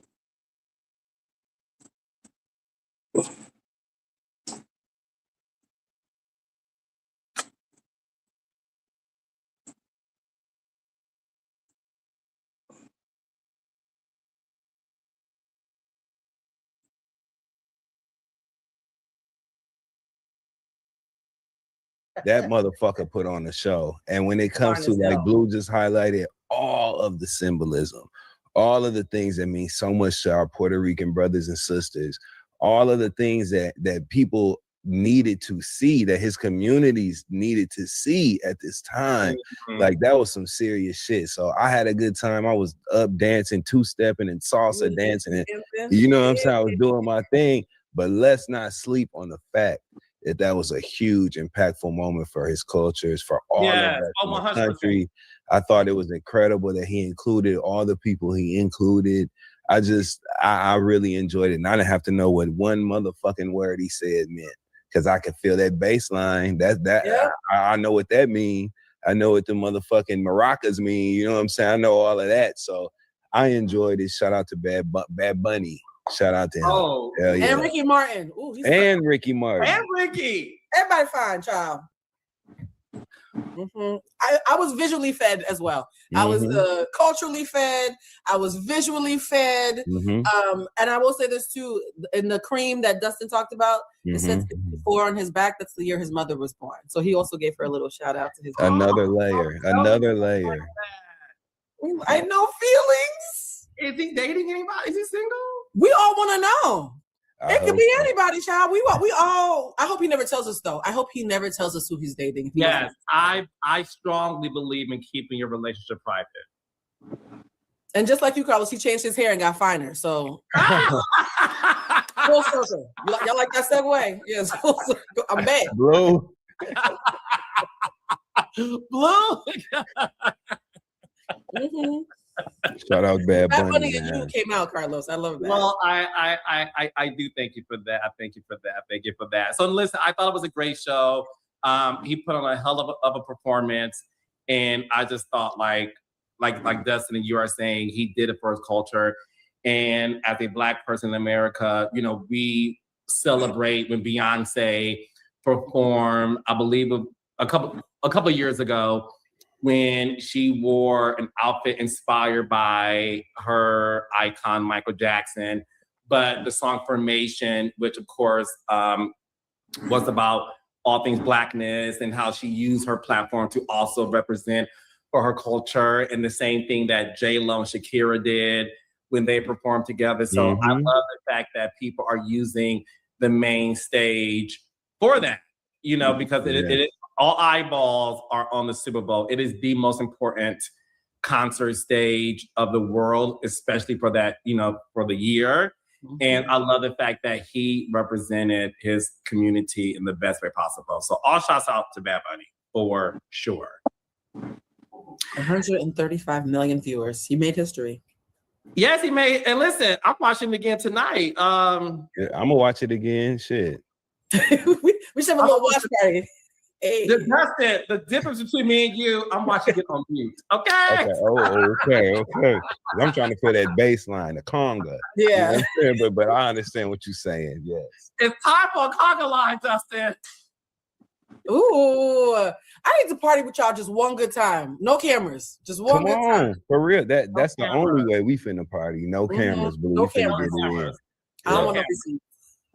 So as we get into the hot topics of the day, we have some breaking news when it comes to a couple who are on my show, Love and Marriage DC. The unfortunate news that Joy and Clifton are divorcing. Clifton filed a very reliable source. Ooh, It had nothing to do with Carmen. according to a very reliable. When they got rid of Tom Brady left, and then he went right to Tampa and gave them a Super Bowl. And I just like after that I wasn't really interested because they started losing. And I just want you all to know too. What did Dustin? Oh no, the ops got rid of him. Wait a minute, you just want to say? I think it's because Claudia Jordan is here. She kicked him out of the group chat. I would never do that. Claudia, what did you do to Dustin Ross? How am I in it? Why am I not here? the same shot? What's going on? How would I get rid of Dustin, my Aries brother? You're glowing, Hey. Claudia. You're like Claudia, Thank you. You're giving 80s Apollonia. Yeah, it's very Vanity 6. Baywatch, honey, the black Baywatch girl. That's what it is. Yes. I put no powder on my face. I got my real skin out here. I'm shining. What's up, everybody? How y'all What doing? up? What up, C Murder? Your red lip day friend. I love that for us. I never wear red. Me either. Vixen. You know, we're ready. Thank you. So I went to get my hair done before going to LA, and I said I wanted crimps. And when I got there, she's like, "I don't have a crimper." I'm like, "Why didn't you tell me before I got here?" So she put these little curls I was giving Shirley Temple, and I hated it at first. The more I combed it out, the better it looked. So I'm like, "All right, but I'm gonna get it straightened tomorrow. I'm gonna go straight tomorrow." But anyways, what's up? Hi. What they used to say, what did my sister in the curls feel? You got to let your curls fall. That's what you had to do, Claudia. You got to let your curls fall. I'll do it again. Very bitty bitty bum bum. You were on task for the Super Bowl yesterday. Oh my God, yes, right? Did you watch the Super Bowl, Claudia? I did, because I had money on the game, of course. Oh wait, I lost. Did you win? No, that's hilarious. Me either, Claudia. Did you bet? You bet, Dustin? Did you bet the Patriots to win or the money line? Or the spread? What'd you do? I can't say online. Oh, you bet something else. I can't say that, but no. Anyway, I'm talking too much. I can't but say the online. Patriots lost. I'll just say that. And so I did too. Yeah. I was know over. Boston from Rhode Island. Like we're New England girls, so yeah, I know who you vote. Yes. Oh, yeah. That's right. You're a New England fan too, right? Boston, Massachusetts. I think I'm off the Patriots now. I actually felt away when they got rid of Tom Brady left, and then he went right to Tampa and gave them a Super Bowl. And I just after that I wasn't really interested because they started losing. And Robert Kraft gave a lot of money to Trump, and then the owner of the Seahawks is a woman, and she has never donated any money to Trump. So I think I'm gonna be a fair weather fan. I think I'm off them. Oh yeah, we all are. And the game was boring last night too. Yeah, they looked like they tried to lose. They were doing stupid. I was mad as I hell. think the best thing about the game that I saw was Stephon Diggs before the game started. You seen his dick print? Oh, first of all, I don't know. I'm talking about what he wore. Yeah, showing his dick print. He put one ball on the right side and one ball. And his booty was high too. He's been Very squatting. high. Listen, he do what the white girls do when they go do yoga. They pull their foot up in the front so you can see their moose knuckle. I mean, I don't give a fuck. I'm stacked too. So you know what I'm saying? If I put some shit on, you know what I'm saying, it's gonna look a certain way. Sometimes you can't help it. But do you try to do it? Do you It's just try gonna to look do how it? it look. No, I don't try because I'm not no corny. Yeah, nigga, I'm so, saying you know what he I'm saying? tried. I think he. Nah, you just put it on. You can't help. You know what I'm saying? If you just setting up in it. Oh, we know what you I'm got a saying? big dick, Dustin. You You can can't. tell. It ain't, you know. Claudia. Hey, It's a Carlos, ball. don't bring me on your show if you don't want me to talk shit, because that's what I'm known for. She And I'm said not- that thing looked heavy. Wow. It I'm is still heavy. It's weighty. It's girthy. I'm It's still giving trying to process. Doritos can. You know what I mean? It's like A Doritos can. two They call hands. it a baby arm. They call it a baby arm. Yeah. baby arm. That's it. Well, again, urban legend in the gay community. When it comes to Dustin Ross, he has to wear 2 pairs of underwear to keep it. Aries men have big dick I energy. wish I would. For the I most just let you part. see my shit before I go through all that. I ain't finna be in no chastity draws, you know what I'm saying? Because somebody gonna see it. Hey. Hell no, I mean you see it, you see it. It You is see, what like, it that is. Monique comment, we would like to see it. They put it in the Yeah. comments. It's just The Monique comment blue. I love Monique.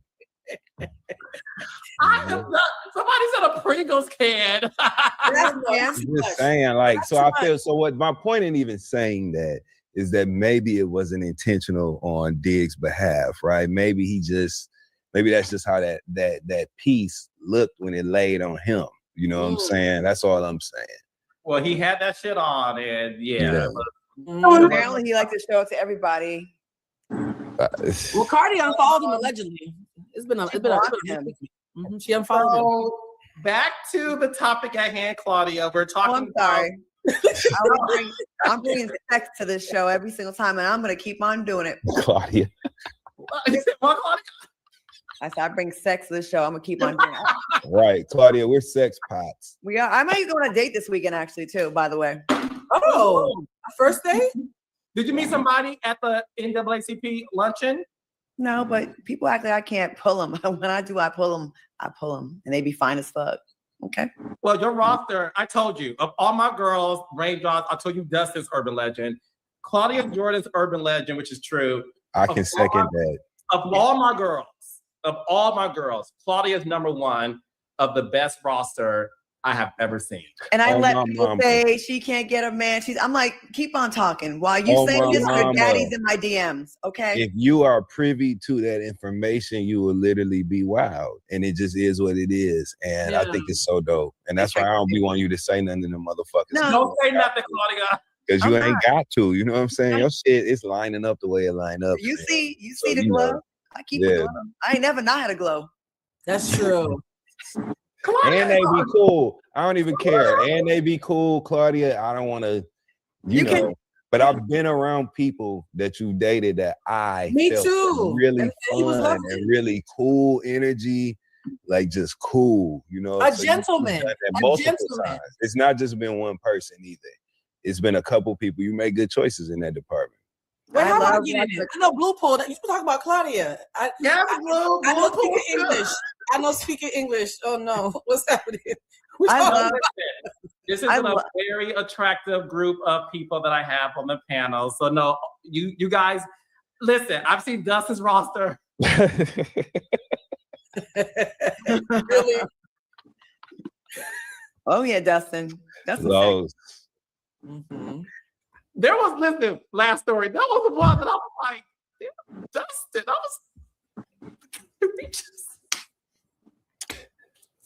Wait a minute.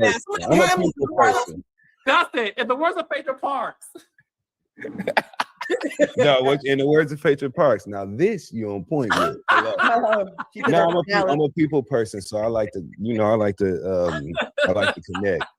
Now I too would like to see it. They're staging the coup in the comments, y'all. They all want to see it. This is way too much. I can't believe I've allowed this episode to take a turn for the worst.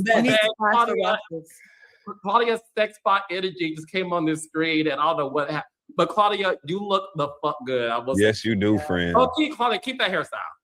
Yeah. So I should straighten it tomorrow? No. Claudia, you know I like you with jet black hair. I told you that. I like you with that jet black bust down the middle. Boom, jet black straight. You be fire with that shit. But do what you do. That's your hair. I ain't this telling you. This hair is better for like sex. Do whatever you do. Yeah. You can't tell if it's messy, if it's on purpose or not. You know what I mean? You look like you're on the beach. Mm-hmm. Yeah. Yes, it's even Baywatch. It is even Baywatch. They have an auditions for Baywatch coming up soon. It's coming back? Mm-hmm. Interesting. Anyway, sorry, Carlos. No, listen. Y'all tried with my applicant roster. That's actually hilarious. I think one of my other girls, who shall remain nameless, Claudia, shut up. One of my other girls has the best African rosters. I will give her that. Oh, duh. African rosters. Wait, looks or money? I used to have an African roster. You need to stretch. You need to do yoga. Oh, do tell, Blue. Do tell. Them Africans made me ragged, honey. The Nigerians are something special. I've never had a full-blooded Nigerian. I have. I have too. That's why I know they be full of shit when they be hating on the gays. You know how many fucking gay ass Nigerians I know? I'm just gonna say I know. I'm just gonna call it that. You know how many gay Nigerians I know? All them countries that be trying to do that. Let me not take this thing off the rails. Go ahead. Let's go ahead. Shout out. You about to say Nigeria, Puerto Rico? I'll be like, they lying. You know what I'm saying? Because what I know. Well, Blue said she had to stretch and do. No, I had a Nigerian take me down at a wedding. You got stretched by Nigeria? No, it was my friend Bridget's wedding. Oh, Bridget. It was at her wedding. Love you, Bridget. And what up, Chief? I passed out. I don't know how it ended because I left early mentally. Like I went to sleep. Yeah, I've never had somebody put my head through a headboard before. It was a lot. You got a concussion?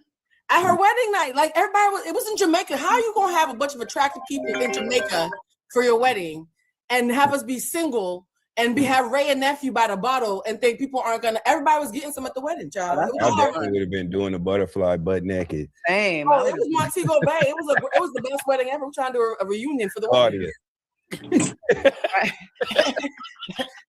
Super cat. I'm gonna give you the super cat. Okay. Claudia, you should come when they do their anniversary trip back to Jamaica. You think I won't?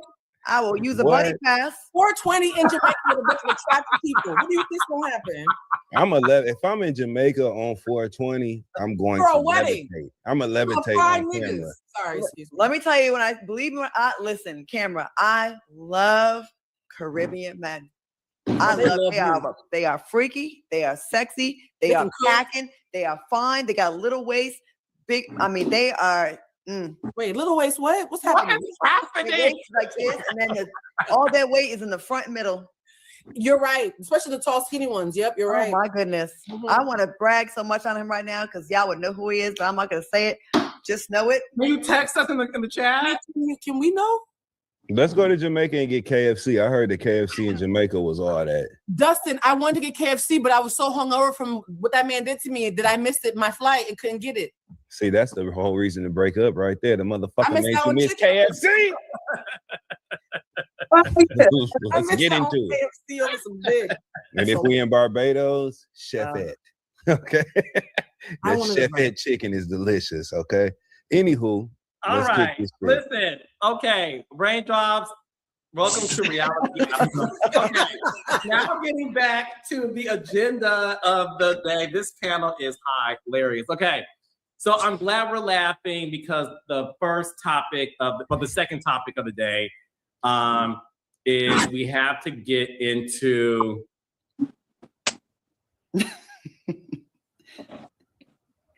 No. I'm sorry. Hold on now. I would like. Okay, we have to get. Okay. Carlos, you do look dewy tonight. You know what I'm saying? Everyone's real blowy. What's the name? Carlos got some emotion after this too. You can tell when he wears the expensive shirts. Like that's designer. And your titties look higher than usual. Like you've been. You do look like you having drinks. Are we doing it live or are you having drinks? You got on cocktails. Hello. Okay. What's in that bottle though? It's blue. We can't tell. What's in that bottle? I think this is it. This is for wet hair. I put this on because this is going to drip. Sometimes, if it's really bad, I will put paper towels back under here, and it's sticky. I'm already getting sticky back here. So, as a matter of fact,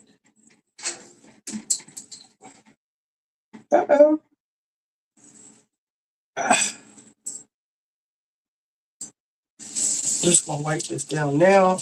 I'm not even gonna bother doing too much because it's gonna drip. And you want to keep the shower cap on. You want to do this for, see, this has a hole in it, at least 2 hours. No more than 8. That's like overkill.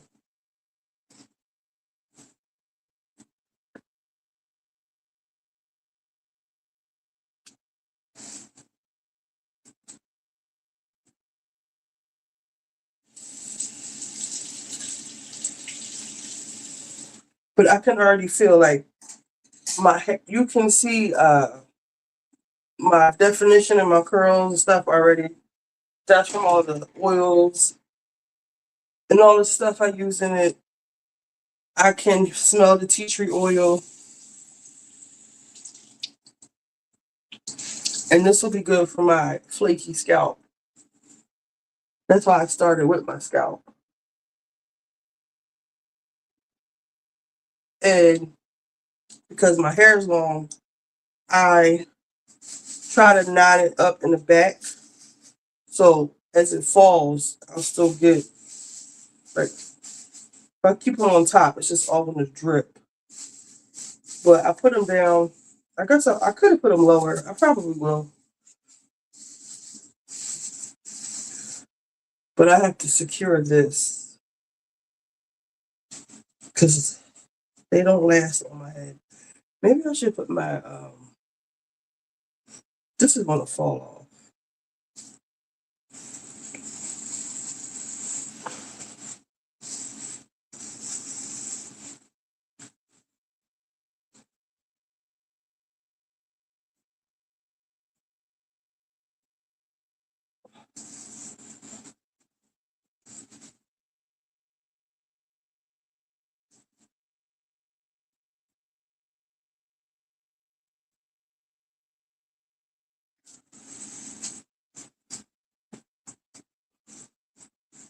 I can already tell this is going to fall off.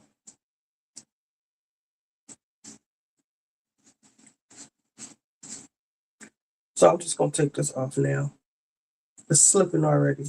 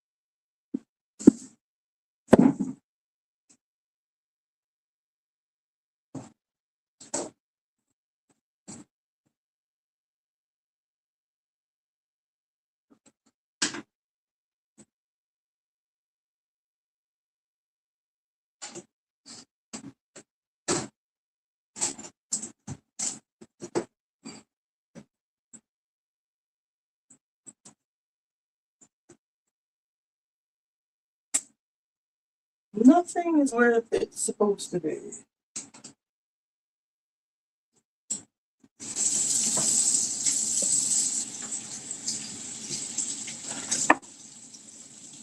Hold that thought.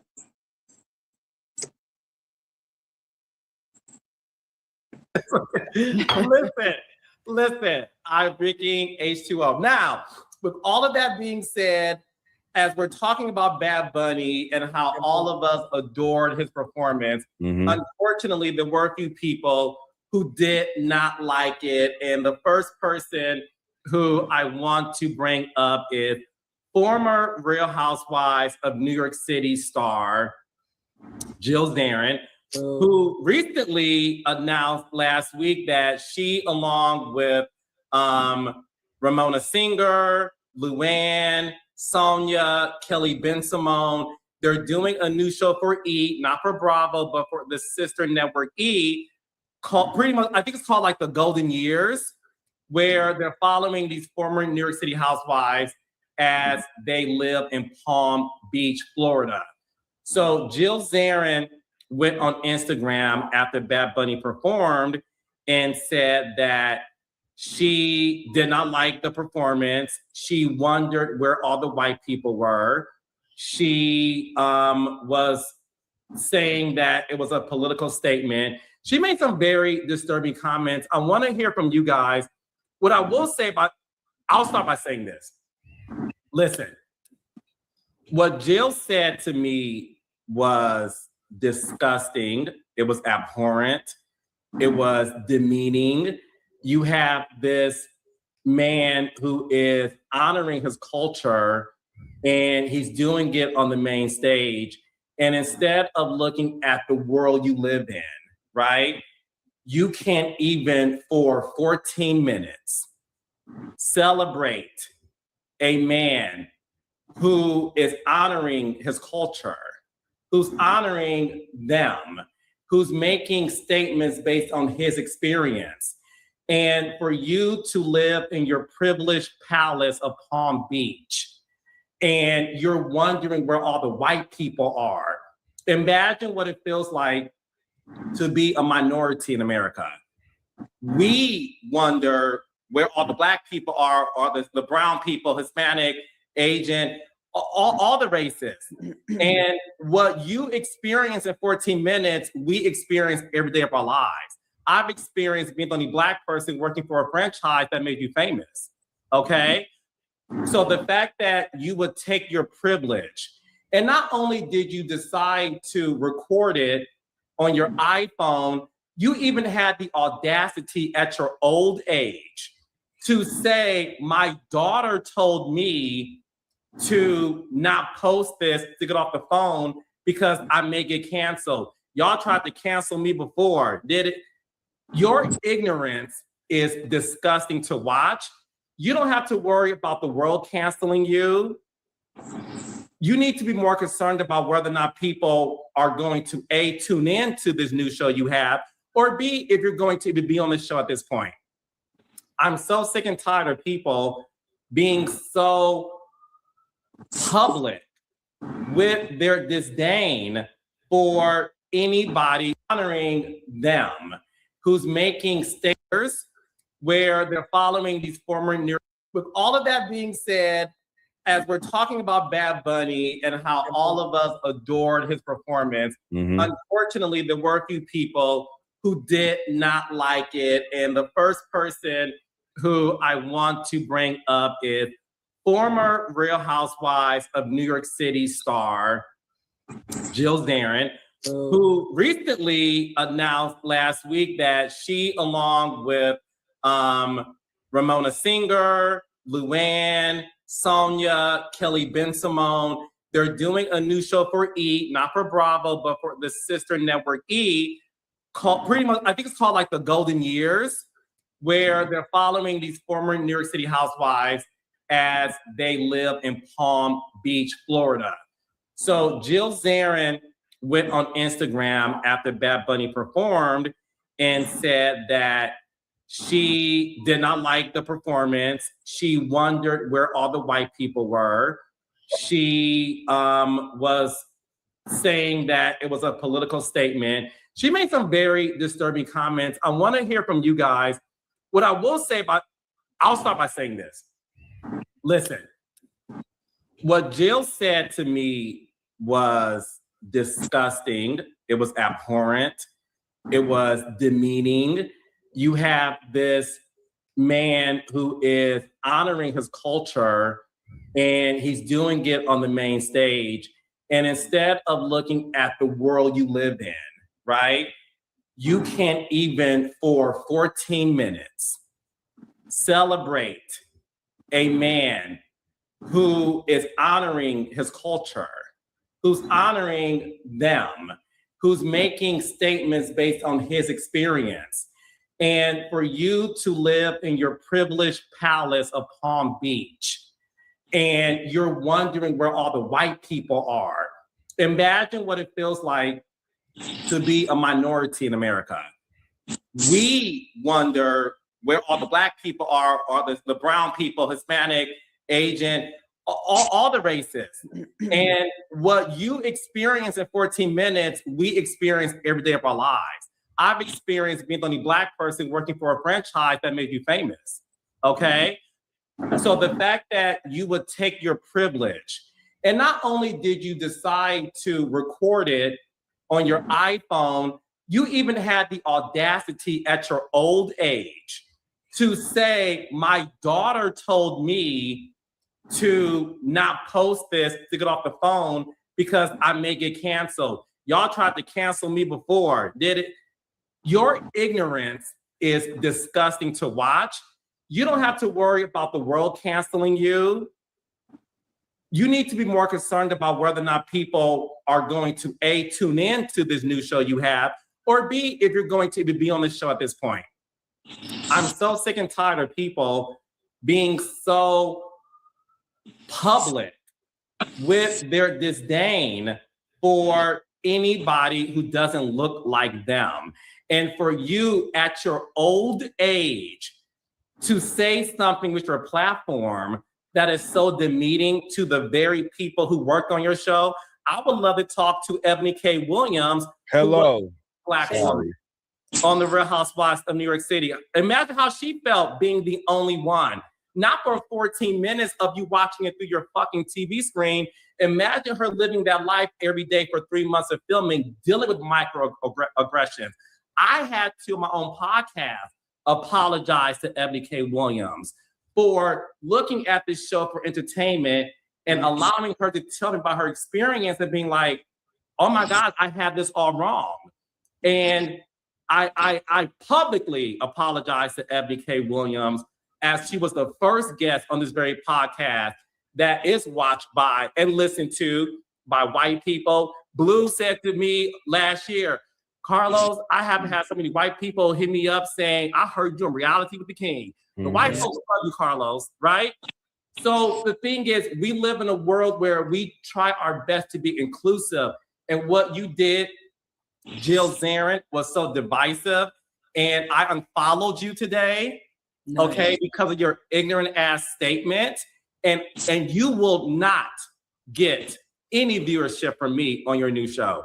I'm done trying to pacify you ignorant people who feel so proud to say something so blatantly racist. Where are all the white people? Was it for me? And because of that, Jill Zarin, there's nothing I'm giving you. Dustin Ross. Yeah. Well, yeah. First of all, I echo and agree with every single sentiment you just shared with us, Carlos. And thank you. With a platform as large as yours, Carlos, and as influential as yours, thank you for speaking directly to that, because that's not something that a lot of people are willing to do. They don't want to piss their audience off or risk people having a problem with what they said. But much like the real motherfucker that I know you are, you just stood in that. So thank you, Carlos. Yeah, for me, first of all, Jill Zarin, what you did in sharing your opinions on what she did, I'm not going to act like I'm talking to her ass, because I would never share space with her. What she did when she shared her opinions on Bad Bunny's incredible halftime show by saying, where are all the white people? Those things are called dog whistles, right? Mm-hmm. She can pad it in the front with a statement like, oh, you know, whatever it is, but I just, where are all the white people? Girl, right in front of your face. You said, where are all the white people? She said, rather, where are all the white people? But then went on to make some negative, nasty ass comments about Lady Gaga, a woman who's actually better looking than Jill Zarin. Jill Zarin looks like the Cro-Magnon. She looks like evolution. You know, when they show the apes turning into humans and shit, that's what Jill Zarin looks like. Like, she literally just got through doing like this, you know what I'm saying? Like them evolution pictures. She got the gall. She got the gall to open her mouth. First of all, we're not watching that mothball, liniment smelling ass show with them old ass Karens, which is what her and Ramona are. And I'm gonna leave it on them for now. But that's what those two are. We're not interested in watching them drink vodka and be irresponsible as old ass women. It's not interesting for me, especially when we know the filthy, disgusting history of their statements, views. And as you can see, Jill Zarin, a person who could not resist the personal urge to share her feelings. She's not even mature enough to resist the urge to press send. She got on the internet last night to do all of that because she's feeling herself. Mm-hmm. She's feeling herself because they got that television show deal on E, which the show could not be at a more fitting network because the letter E is a failing grade and the show is going to fail. So it makes sense that that's where the show lives, right? I'm not interested in her. She looked like she smelled like white diamonds and Isatis. I'm not interested. I don't care nothing about what she's doing. I hope her golf cart crashes into a quarry rock wall and falls over in racist ass Ron DeSantis ass Florida, where they and how fitting the racist women who were removed and released from employment with Bravo because of their racist ass views are now filming the show in Florida. Mm-hmm. I mean, you can't really, it is what it is. So fuck Jill Zarin, okay? Mm-hmm. She's a horrible looking woman. She looked disheveled and as if she had literally rolled on the ground to lean up on the couch to make the video. She's a bum. She's a vagabond. We're not interested in anything she has to say. And I hope that she just goes away again because they already released her the first time. That's all I got to say, man. Blue to loose mind. I was going to try to be nice, but let's just tell the truth. First of all, both of you touched on this. Certain housewives, particularly the ones in New York, the Jills, the Ramona, Dorinda, have a history of being before MAGA was MAGA, they were MAGA in the way that they move, right? And I've always felt so disgusted by what they did to Ebony. So I will say that there's a little bit of extra salt in that too, because I'm like, that's a person still, right? Like she's not the other person, yeah? I remember, Carlos, you just reminded me of something. The way you were talking about Jill is exactly the way that Ron was talking to Dorinda in Traitors. And he would later go on Threads and said, if you guys heard the nasty thing she said to me that they never aired, it wouldn't suddenly look like I was just mad at her for no reason. I feel like we accidentally just threw Ron some bail right now too. White or black? If you heard what I was responding to when I came at her like that, it wouldn't look like I just suddenly was just going off on her. And so knowing that Dorinda and Ramona and Jill are of the same ilk, imagine the violence that he had to deal with that he just kept inside to get along and was still voted out and still showed grace on the way out. And so there's a level of grace that Black and brown people have shown for centuries. We tired. Nobody wants to watch Golden Girls on MAGA Backwash Edition. Ain't nobody checking for that, right? Blanche would never, okay? Lebanese, okay? Blanche would never. And so I'm disgusted and also relieved. I love it when the trash takes itself out. Come on, Blue. I love it when people reveal themselves. Thank you, Jill. Keep talking, okay? Because the irony is Dustin just compared you to the third monkey on the scale of evolution, and y'all keep calling us that name, but if you look at the pictures, thin-lipped motherfucker. Not You gonna say the one too got an much. 8 mouth. yes. That's And you. also, too, Jill she's fragile, right? Because white supremacy is based on fragility. They get very fragile when they are not centered. They don't know how to hold space for others. I want to, as an immigrant and as an Afro-Latina, I want to give a epic thank you to the Black American community, which doesn't get enough thanks. The way y'all showed up for Latin Americans and Caribbeans yesterday when we were having that epic moment shows that there's a grace that African American people always have for other people that they rarely get in return. Mm-hmm. Right? They rarely get it in return, but they're the first ones to be TS. Puerto Rican. Everybody was Puerto Rican yesterday, right? Shout out to T.S. Madison. Right. Shout out to T.S. Madison. There's a joy that Black Americans have.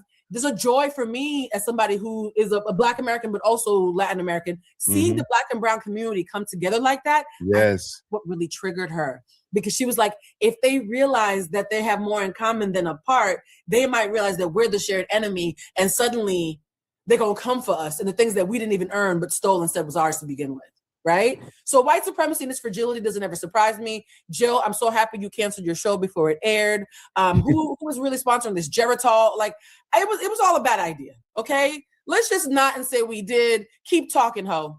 That's what I got to say. All right, go ahead. Claudia Jordan. I have to quote a Black queen, Miss USA 1993. When I saw her, who is this hoe? I never heard of you before this morning on social media. And once again, another white woman that has to be white-centered. And when you're not, you're freaking out. The real issue was this. As you sat there looking like you are aging like organic bananas in the hot Arizona or Floridian sun. Yes. You're angry. Every single woman and man in Bad Bunny's routine was gorgeous, was Black, was brown, had afros, had wavy hair, had full lips, hips, little waist. All the things you could never have as you sit there in your place of privilege with hair that's closer to the monkey species. It's more like fur. That's why you get lice and we don't. You have age spots on your chest because you're allergic to the sun, because you're a little bit part human, animal DNA. You're not all the way human. You can look that up. Black people are the only people on earth that do not have any traces of animal DNA in their DNA. Let's talk about you're not flexible. You have osteoporosis. You're lactose intolerant. You have brittle, weaker bones than Black people. We have stronger, healthier, like just athletic bones. We have fast twitch muscles, Black and brown. You have none of these things. You eat raw meat. You like your meat with a heartbeat and a pulse. Again, aging like organic bananas in the sun. You're angry at these people. We are people of the sun. The sun loves us. The sun loves things that are supposed to be here are embrace the sun. You are a she-devil on a show. I've never even seen you on television. Today was my first day seeing you. And I'm like, who's this customer service ass bitch talking about the Super Bowl show? Why does she got a platform? I looked her up and lo and behold, she was part of a franchise that, wow, didn't know that. And someone married you? But, hey, I guess there's someone for everyone. Anyways, Jills or whatever your name is, your show looks like it's gonna be boring as fuck. No one wants to see it. We've seen it before in other franchises when they put boring ass white women together with no flavor and who can't stand black people. Most likely you're just a miserable old bitch, an old cunt. And I look forward to the day your show gets canceled. It looks like you've canceled, like Blue said, before it even started. So bitch, fuck you. How about that? Yeah, and then what I want to end on is also Taylor Armstrong, formerly the Real Housewives of Orange County, also posted something in regards to they had a Cuban flag, and it was just and listen, and I'll end by just saying this, and we're gonna move on from it. Nasty work. If y'all only knew what the fuck you Taylor do? How some of y'all favorite reality stars really do feel. And I know that it's easy to sometimes look at what some Black reality stars do when they're interfacing with these situations, and they may not do things that we would do. But I implore you to always understand that it's rooted in some place. And sometimes people's behavior get rewarded far too long. And what I will say is I'm not surprised by this based on my 18 years being a part of reality television. And I've heard tons of things from people working on shows with some of these women. And you'll be surprised. Well, maybe you won't be. I don't think we're surprised anymore. But some of these people, the way they treated Black producers, I'm just going to call it out, was abhorrent.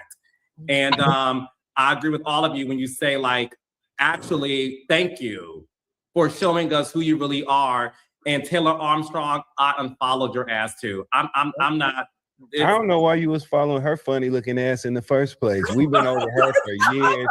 She sat on that never heard of her reunion. She came back as a friend. She had on that dress that everybody already had on, that gradient rainbow dress. It looked horrible on her. Her skin was all spotted, liver spotted the fuck up, lips spread all across her motherfucking earlobes on both sides of her goddamn face.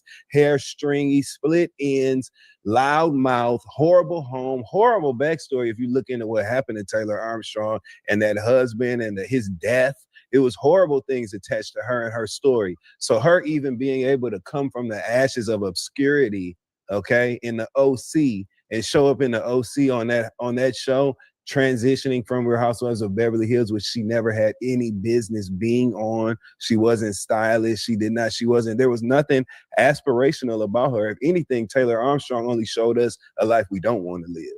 That's all she ever showed us on reality television show.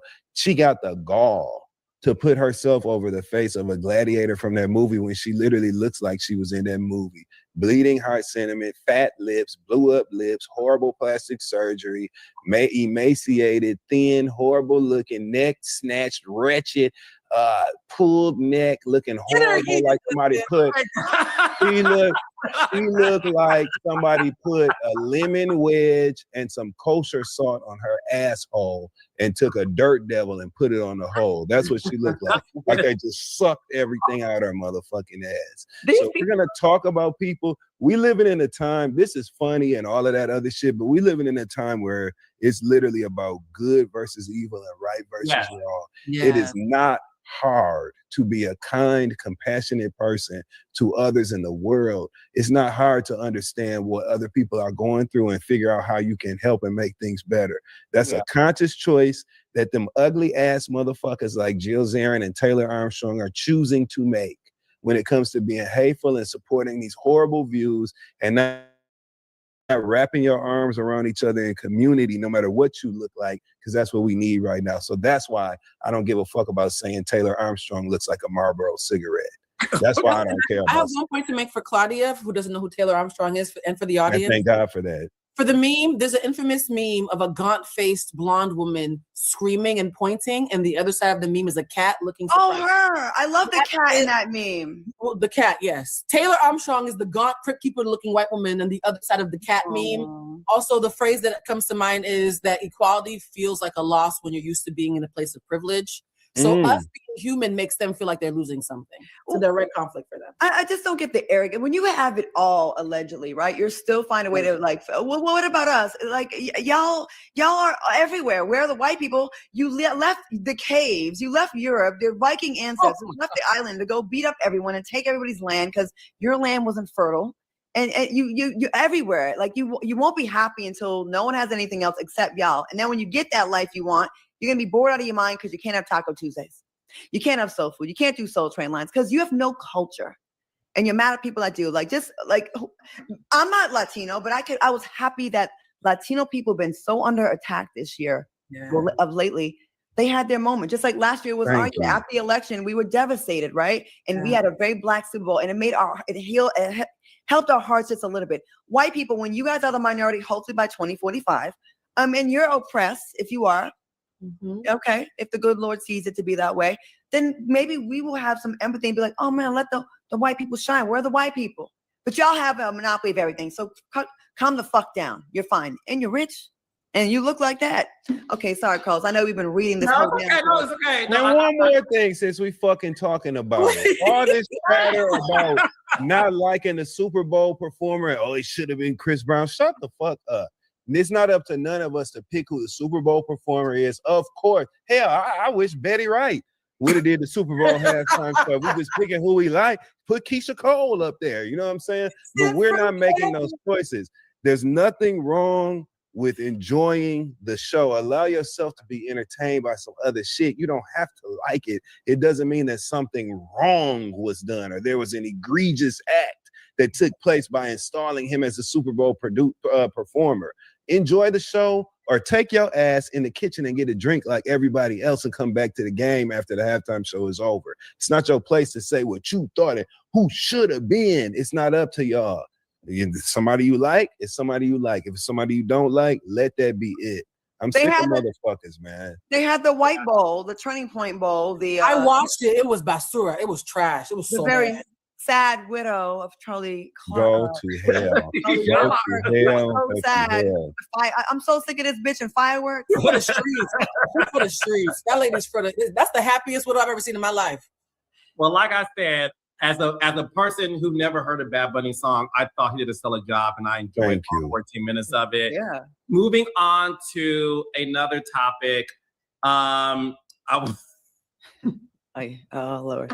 Sorry, y'all. I'm sick of motherfuckers No, tonight. that's okay. But listen, I think it's a topic that will lighten the mood a little bit. But no, listen, all jokes aside, I'm glad we use this because one thing about Monday Night Live, we never talk about politics because I listen, I made a conscious decision to really, for once a week, to have people enjoy something that isn't on the news. However, this was important for me to address because it was the intersection. It wasn't about politics, honestly. It was about the ignorance of a reality star. So again, I'm glad we all decided to talk about that. Are you guys ready to talk about Potomac really fast? Yeah. Yeah! Okay. All right. So, let's start with the news. So Ashley Darby did an interview recently, and she talked about how she has given her blood, sweat, and tears to the Real Housewives of Potomac.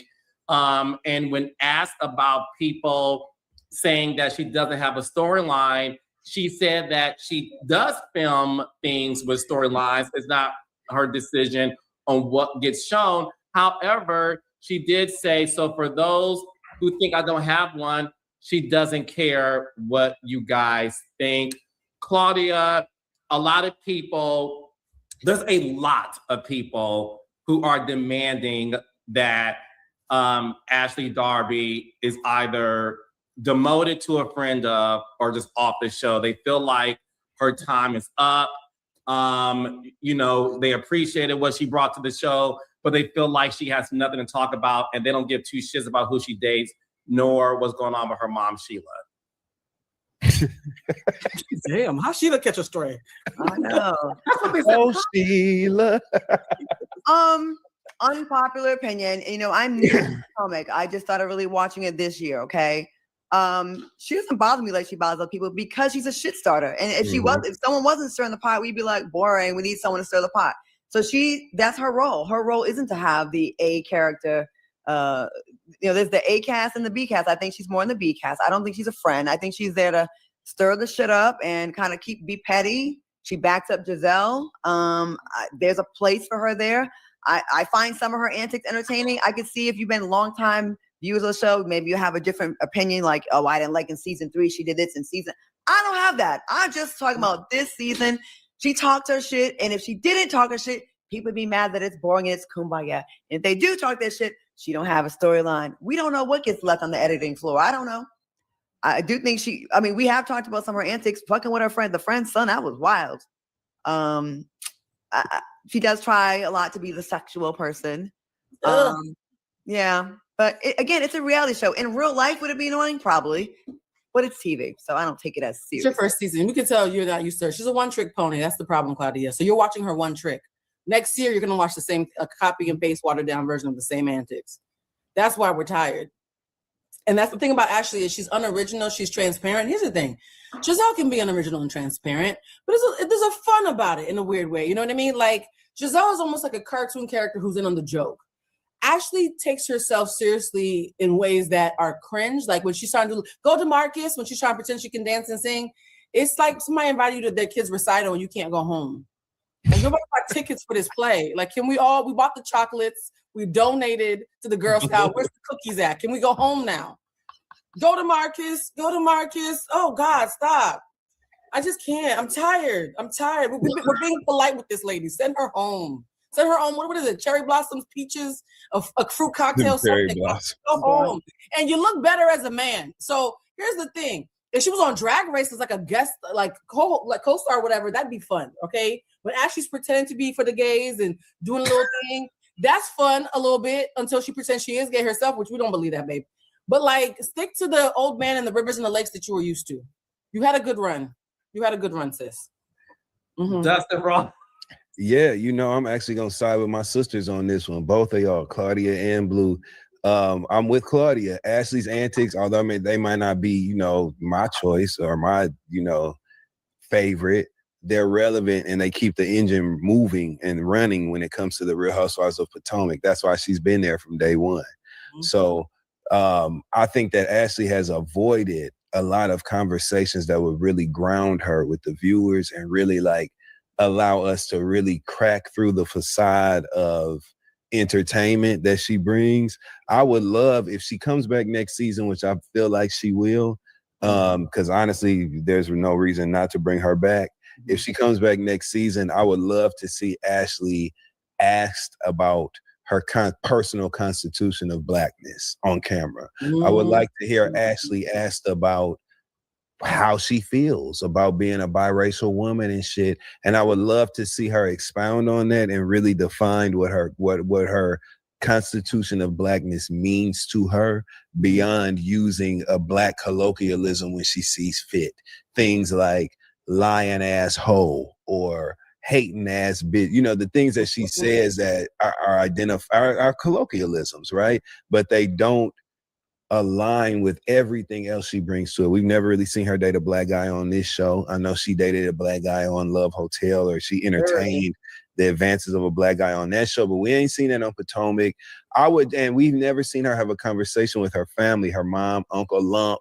We ain't never seen her have a conversation with none of them pertaining to that. So that's what I would like to see. She should. If she other people on the show with her, ask her about it. Ask her, Ashley, why did you go to the Trump White House, the White House Correspondents' Dinner, or whatever the fuck you went to? Why did you go to that? Why are you aligning yourself with these people?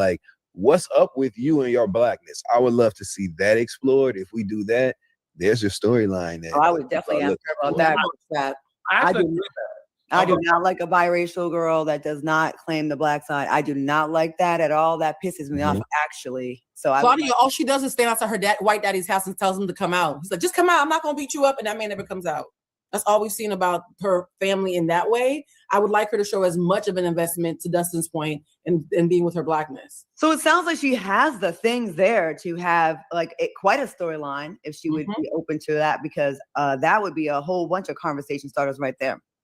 Yeah, and that's the reason why I'm with Dustin. I actually agree with all three of you guys. Listen, Ashley, Darby, and Giselle Bryant are the last standing OGs on the show. Yeah. And I'll get to Giselle in a second. Ashley brought a lot of life to the earlier seasons of the show. When she was married to Michael Darby was this very interesting person that she was married to.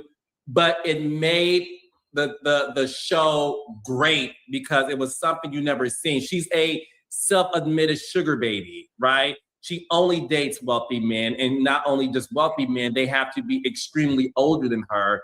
That's what she likes. And the moment he decided not to do the show anymore, that's when her personal storylines became less to be desired. There was nothing that had meat on the bones that you gravitated towards. She's always been messy, and you're right, Claudia. As a reality producer myself, you always want a messy person. If I could cast a Kenya Moore on all of my shows, I'll be happy. Now I do have a couple on my other shows, but hey. With that being said, hey, Bell Collective. With that being said, one thing I will say is my concern with Ashley is what Blue said. She is a one-trick pony. And Ashley is there to be messy and get the check and move on. And that may be okay if that is your intention. But what the other ladies do on that show well is they at least make it seem like they care. And Ashley has not forged a true friendship with anybody. I will say this. Do I want Ashley to be on the show full time? Only if everything you guys said she should bring, I agree with. In addition to, I'm only interested in seeing her and Charisse have a real sit-down conversation. A fist fight. That's what I want to see. I want to see Charisse be like, "What the fuck you said about my son?" Boom. That's what I want to see. I want to see real conversations. I've been very open about the thing that some of the ladies with Potomac is. I want the show to get back to like, let's talk about something real. You dating this guy off Summer House or Love Hope, like that's not real. Your thing with your mama, I feel sorry for Miss Sheila. But what's going on with you? So to know that you made out with your son, your friend's son, that is interesting. It's the reason why Sherry Shepherd watched Reality with the King and booked Charisse. It's the reason why. Okay, well. That's true. It literally happened. That's why it just caught me off guard. Said that. Come on. Because that's literally what happened. Hey, Sherry.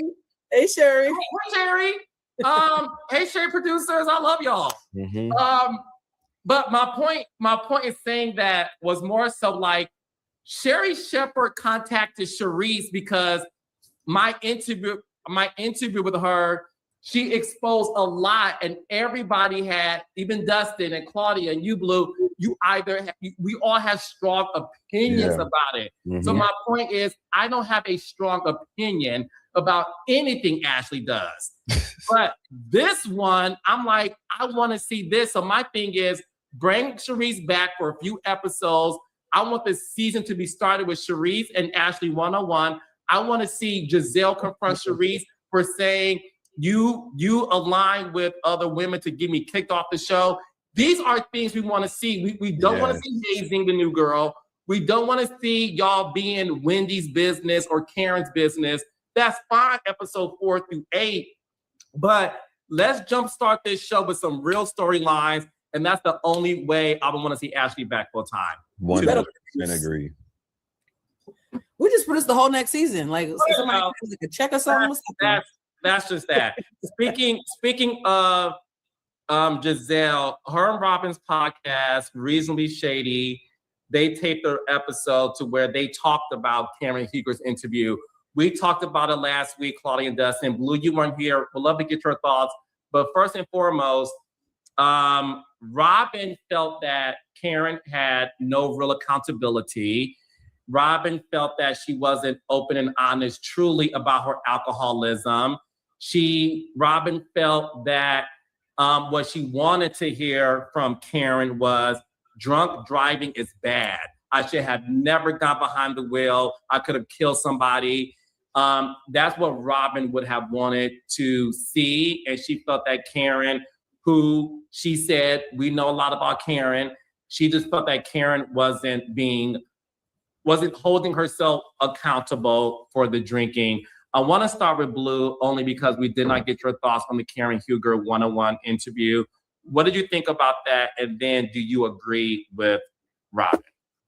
Do you agree with Robin? Oh man, I'm about to answer this in a way that I never thought would answer any question involving Robin. Karen did a great job of feigning sincerity while giving herself backhanded compliments.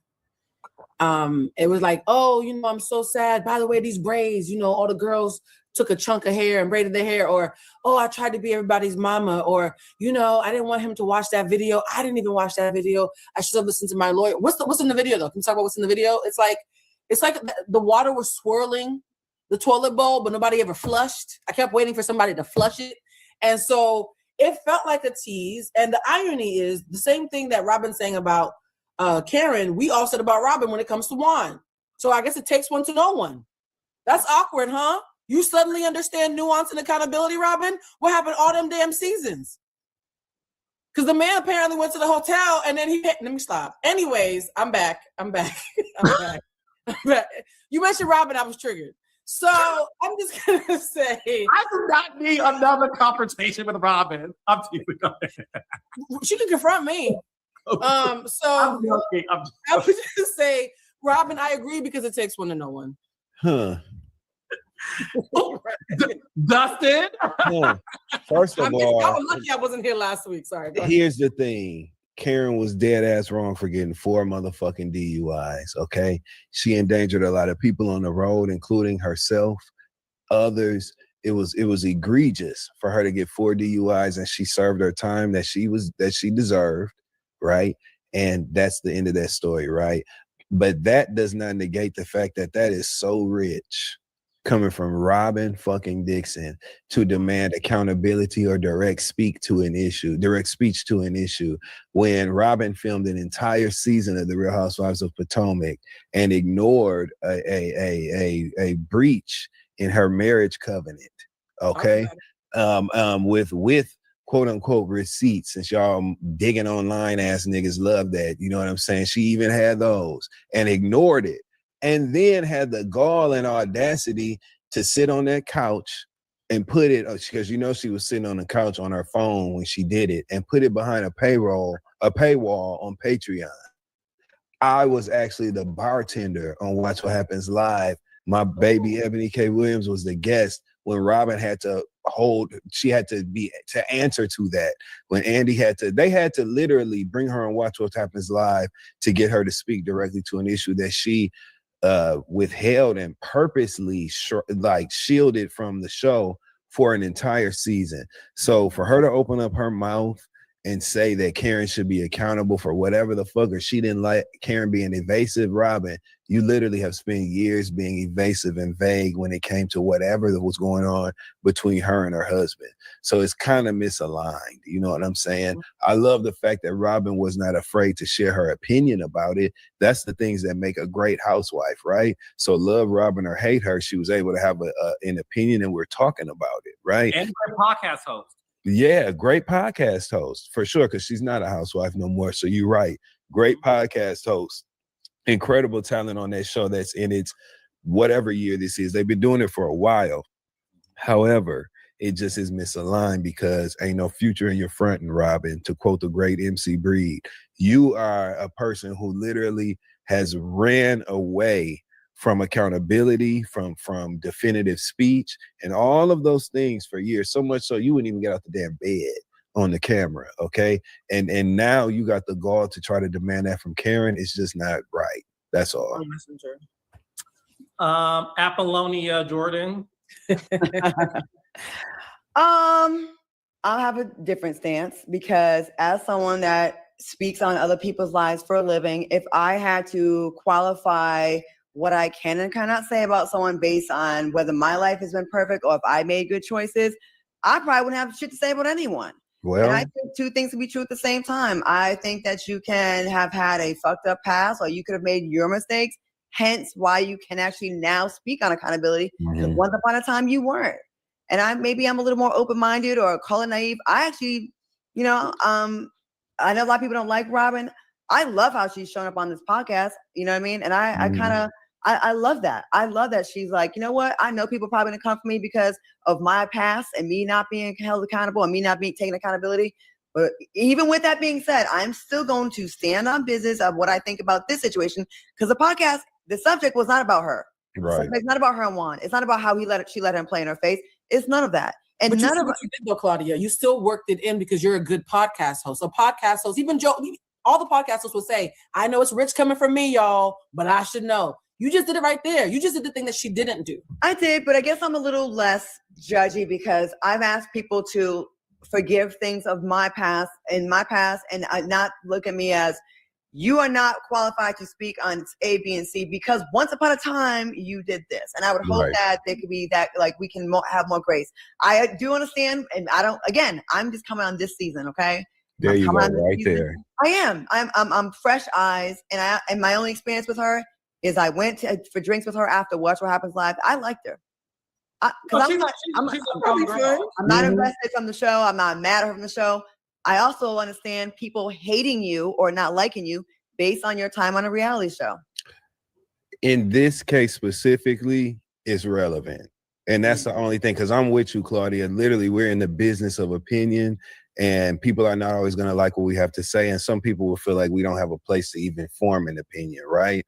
But with Robin Dixon speaking on another cast member from Potomac, her history and her time on the show now becomes relevant to the conversation.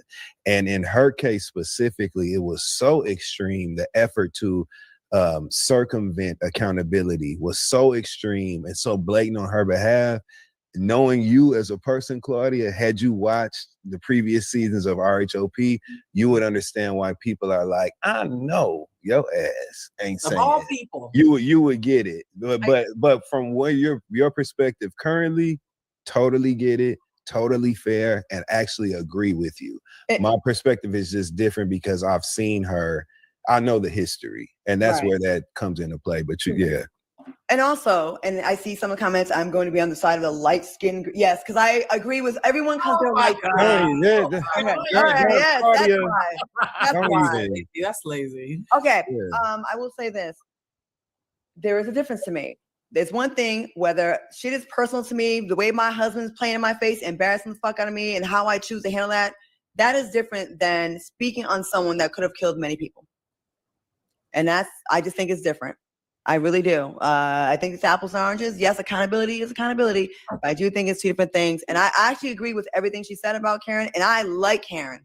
I like Karen. We are so happy that no one was injured. We are so happy that no one got killed. And it's a what if thing, but we are, and we gotta be real about that. It could have gone really bad. And I think it's a little more serious with letting someone where you could have put people in harm's way, in death's way, than a cheating ass man or a man that's playing your face, hotels, receipts. I heard some stuff about it, which I'm like, wait, what? Yeah, no, I'll say this too. Listen, all of you guys make really great points that I actually agree with. The thing that I will give Robin is this. I love the fact that Robin knows that she gets smoked easily from the audience. Mm-hmm. And what I do love about her on this podcast is it still hasn't prevented her from telling her truth about her opinion. Mm-hmm. Because there's a lot of other housewives, former housewives, what current, who are so afraid to state their real opinion because they don't want the backlash, like how K. Michelle gathered her, right? How Todd gathered Giselle. So I will always give Robin that. I think Robin's a great podcast host because she's honest. I also think this. I think Robin being removed from the show, first of all, she was very honest about being fired. Yeah. 98% of the girls who said they weren't, they were. Everyone be lying. Oh, I chose to not go back. I choose to focus on my family. Your family was on the show. Was eating off that $800,000. So I do think this. I think if Robin ever got the chance, and Raindrops, tell me what you think in the comments. Dustin, you too, especially Dustin. I think if Robin got a second chance of being on Potomac, I think Robin's firing humbled her. And I think she understood what she should have done. And I am curious to see if she would be what Dustin and Blue are saying is, are you going to hold yourself accountable and tell us what's really happening in that household versus hiding it on your payroll? She not. Okay. Oh, well, damn, that was a quick verdict. She not. Well, Raindrops. I was about to wait a minute. I'm okay. And we know it. She not, and it's okay. I appreciate her hot take on Karen and on Karen's interview. And I think she's doing a great job having an opinion and having something to say as a podcast host, which is literally your fucking job. And I think she's doing a good job at it. I'm with you, Claudia. Like, I love the fact that she is honest and bold on her podcast. But she has shown us over the course of what did she do? 8 or 9 seasons. Whatever it was either 8 or 9. She showed us, literally time and time again what she is going to do and what she's not willing to do. And I just don't think there's anything there to siphon from.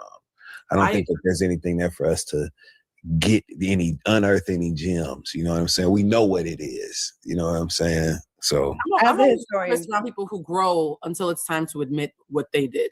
Like people who are so evolved and so brave, to Carlos's point, and sharing when they know the audience is just waiting to get her again. And they always stop short of the part where they have to make themselves uncomfortable. I think that's heavily suspicious. I actually think, Claudia, your point made me feel even more of what I was saying about, yes, there is a difference between keeping what's happening in your household a secret from putting people's lives in danger. And though Robin was part of many schemes that Todd did not set up that had an adverse impact on people's homes in ways that were psychologically damaging. And so it's like, if you have years of causing harm, to me, years of causing harm in people's households and somebody doing what Karen did, even though they shouldn't be compared, they're both incredibly impactful. Like, I shouldn't have to shoot somebody in the face for me to take accountability. I think the bar for accountability is way too high, and the bar for pointing the finger at other people is way too low. There's a gap in the way that her cognitive dissonance, where when it's somebody else, Robin is so reasonable. She's so brave. She's so clear when it's somebody else. And then the minute it's on her, it's Mumbles McGee. There's something inherently dishonest in that. Now that I know that you're not stupid, because for a couple of years, like, is she just dumb? Apparently you're not dumb. You've been smart this entire time. Now I'm even more mad. Yeah, I never thought she was dumb. I always thought she was completely aware of exactly what she was doing.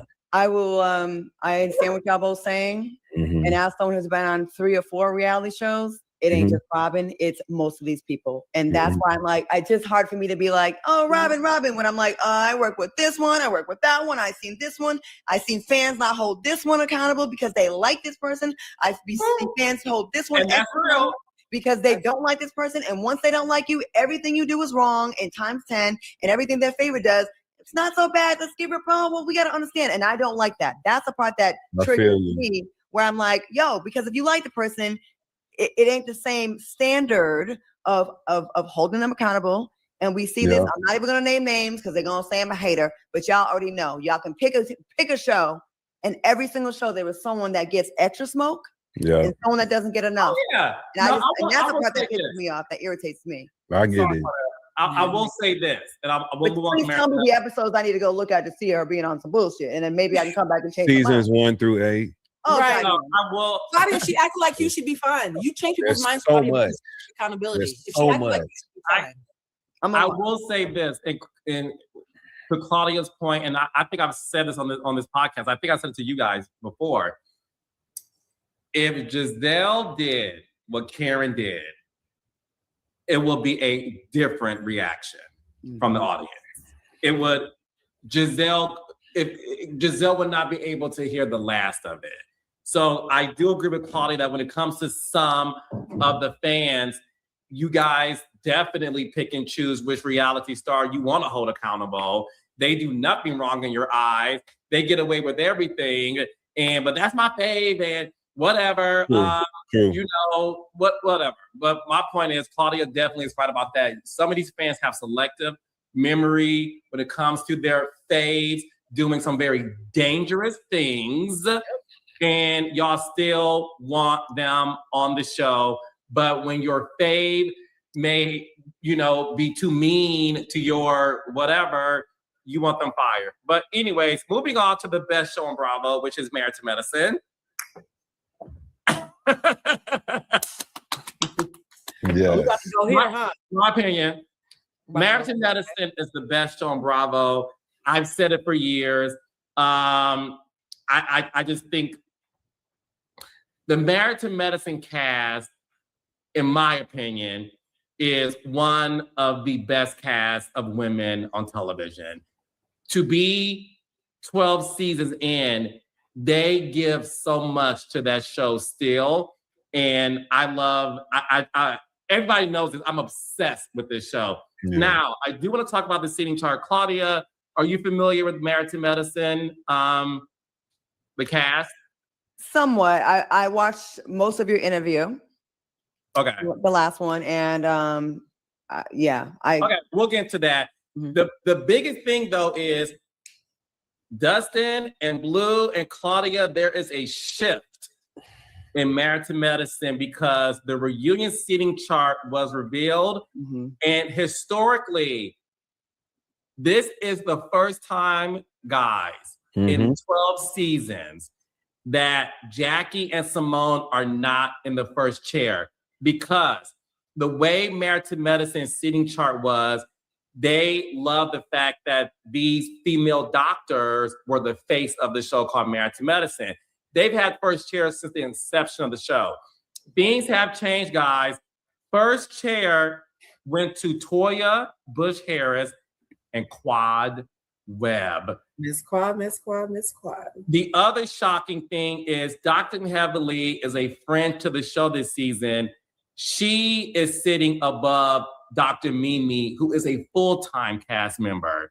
Dustin, what were your thoughts on this seating chart that really show, well, you guys probably can see it, where it really showed that Married to Medicine is doing something different, and I, for one, am here for the change. I'm here for the shakeup. I'm one of the people who does believe that Dr. Jackie and Dr. Simone need to be a part of the mix.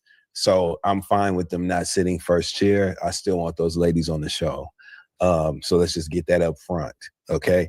Outside of that, shout out to first chair Quad, baby. You know what I'm saying? If I was Quad, I would have made them motherfuckers call me Quadria all day. I'd have went by my government. That's a pretty name, by the way. Quadria. Wait, I missed it. What did Claudia say? I was taking out the trash. To be 12 seasons in, they give so much to that show still. And I love, everybody knows this, I'm obsessed with this show. Yeah. Now, I do want to talk about the seating chart. Claudia, are you familiar with Married to Medicine, the cast? somewhat. I watched most of your interview. Okay. The last one, and yeah, Okay, we'll get into that. The biggest thing though is Dustin and Blue and Claudia, there is a shift in Married to Medicine because the reunion seating chart was revealed. And historically, this is the first time, guys, in 12 seasons that Jackie and Simone are not in the first chair because the way Married to Medicine seating chart was, they love the fact that these female doctors were the face of the show called Married to Medicine. They've had first chairs since the inception of the show. Things have changed, guys. First chair went to Toya Bush Harris and Quad Webb. Miss Quad, Miss Quad, Miss Quad. The other shocking thing is Dr. Heavenly is a friend to the show this season. She is sitting above Dr. Mimi, who is a full-time cast member. Dustin, what were your thoughts on this seating chart that really show, well, you guys probably can see it, where it really showed that Married to Medicine is doing something different, and I, for one, am here for the change. I'm here for the shakeup. I'm one of the people who does believe that Dr. Jackie and Dr. Simone need to be a part of the mix. So I'm fine with them not sitting first chair. I still want those ladies on the show. So let's just get that up front, okay? Outside of that, shout out to first chair Quad, baby. You know what I'm saying? If I was Quad, I would have made them motherfuckers call me Quadria all day. I'd have went by my government. That's a pretty name, by the way. Quadria, okay? Because you're in the first chair and you're presiding in that way. So it was good. And as a day one, season 1, episode 1, fight by the pool between Toya and Mariah, watcher, viewer of Married to Medicine, I was happy to see Quad in her first chair. I was happy to see that. So I'm looking forward to the reunion. It is my hope that Dr. Mimi watched your incredible interview with Toya and Eugene Harris, because I really want Dr. Mimi to, I really hope that when they film the reunion, Dr. Mimi was able to be inspired by the comments that Toya made and cuss her ass out on the stage. So I really hope that that's what happened. I'll tell you some tea. Yeah. Can I ask y'all, like, okay, again. I got tea first. Oh. Okay, Raindrop, don't tell nobody. It's between us. Okay. I heard allegedly that my interview with Toya definitely had a lot to say, gets brought up at the reunion, and baby. Oh. Wonderful. Look at you doing the work. Well. Toya earned her first chair. And I'm gonna have Claudia finish. I'll just say this. Quad and Toya deserve first chair. And I think we're in for an amazing reunion. Go ahead, Claudia. Look at Carlos producing from outside the club. Okay. I can't even get in. No. Let's go. Okay, so again, I'm not a historian of Married to Medicine either. I just watched a lot of murder documentaries. I don't know. Okay, that's neither here nor there. So I've always heard about, Quad's got a big personality. This is her first time she's never been first chair. Mm-hmm. All I used to hear about was Quad from Married to Medicine, and she never. What season do you think she should have had first chair? Is there a season you think she should have had first chair? Absolutely. The season that her and her husband Greg broke up. That's the one I was going to say. That's the one. The first chair. What was the season where her and Mariah, was that season 2 when they were arguing when Quad was like, "This is not about a show. This is my life." What season was that? Mariah That was 3. Okay, well that year she should have been first chair because she was the center of. Well, I forgive me because I don't mean that. I don't mean she should have been first chair. Mm-hmm. It would have made sense if they were building it around the story that drove the season. It would have made sense for her to have the first chair. But I'm a motherfucker. I don't care where they sit. As long as you're on that stage, you can handle your business. We all just saw Drew Sidora, your cousin Claudia, literally leaning on the end of that couch, tearing their ass up left and right at the last reunion for Atlanta season 16. So from lane 8 on the track. From lane 8 for our track and field brethren and sisters. But I don't care, but I get it. You know what I'm saying? And I'm happy to see Quad in that seat. Blue to Lusma. Here's the thing. I love me an underdog. I know what it's like to have bitches mad just because you breathing. And so the fact that they repeatedly and unsuccessfully tried to stage a coup against this young lady, Miss Quad. Mm-hmm. The fact that I think Simone has more dreams about Quad than her husband. The fact that they are so bothered that even single Claude is like, she's still that girl. She's that girl, right? And her and Mariah were the foundation, the Betty and Veronica, if you will. Because Claude, I know you guys watched earlier seasons. We literally, the show was built on the backs of that friendship, and then it kind of like expanded more, right? So Quad is a day one who they tried to yank by the ankles and pull out because they was hating on her for having too much shine, and she came back swinging with a whole new nigga, right? So I just think Quad deserves everything on this franchise. I love that the thing is changing from you have to be a doctor in order to be. No, Toya, by the way, is who I think Ashley was trying to be. I think how Toya shows up and she stirs the pot and she has these moments. I think some people think that stirring the pot is an easy thing. Not everybody's meant to be a bone collector. I think Toya, the way that she keeps the show moving is clearly for the show. And also, we believe it's her personality. We actually believe that this is her, and she's willing to be messy, and she's brave. Is she self-indulgent? We'll get into that later when we talk about her marriage.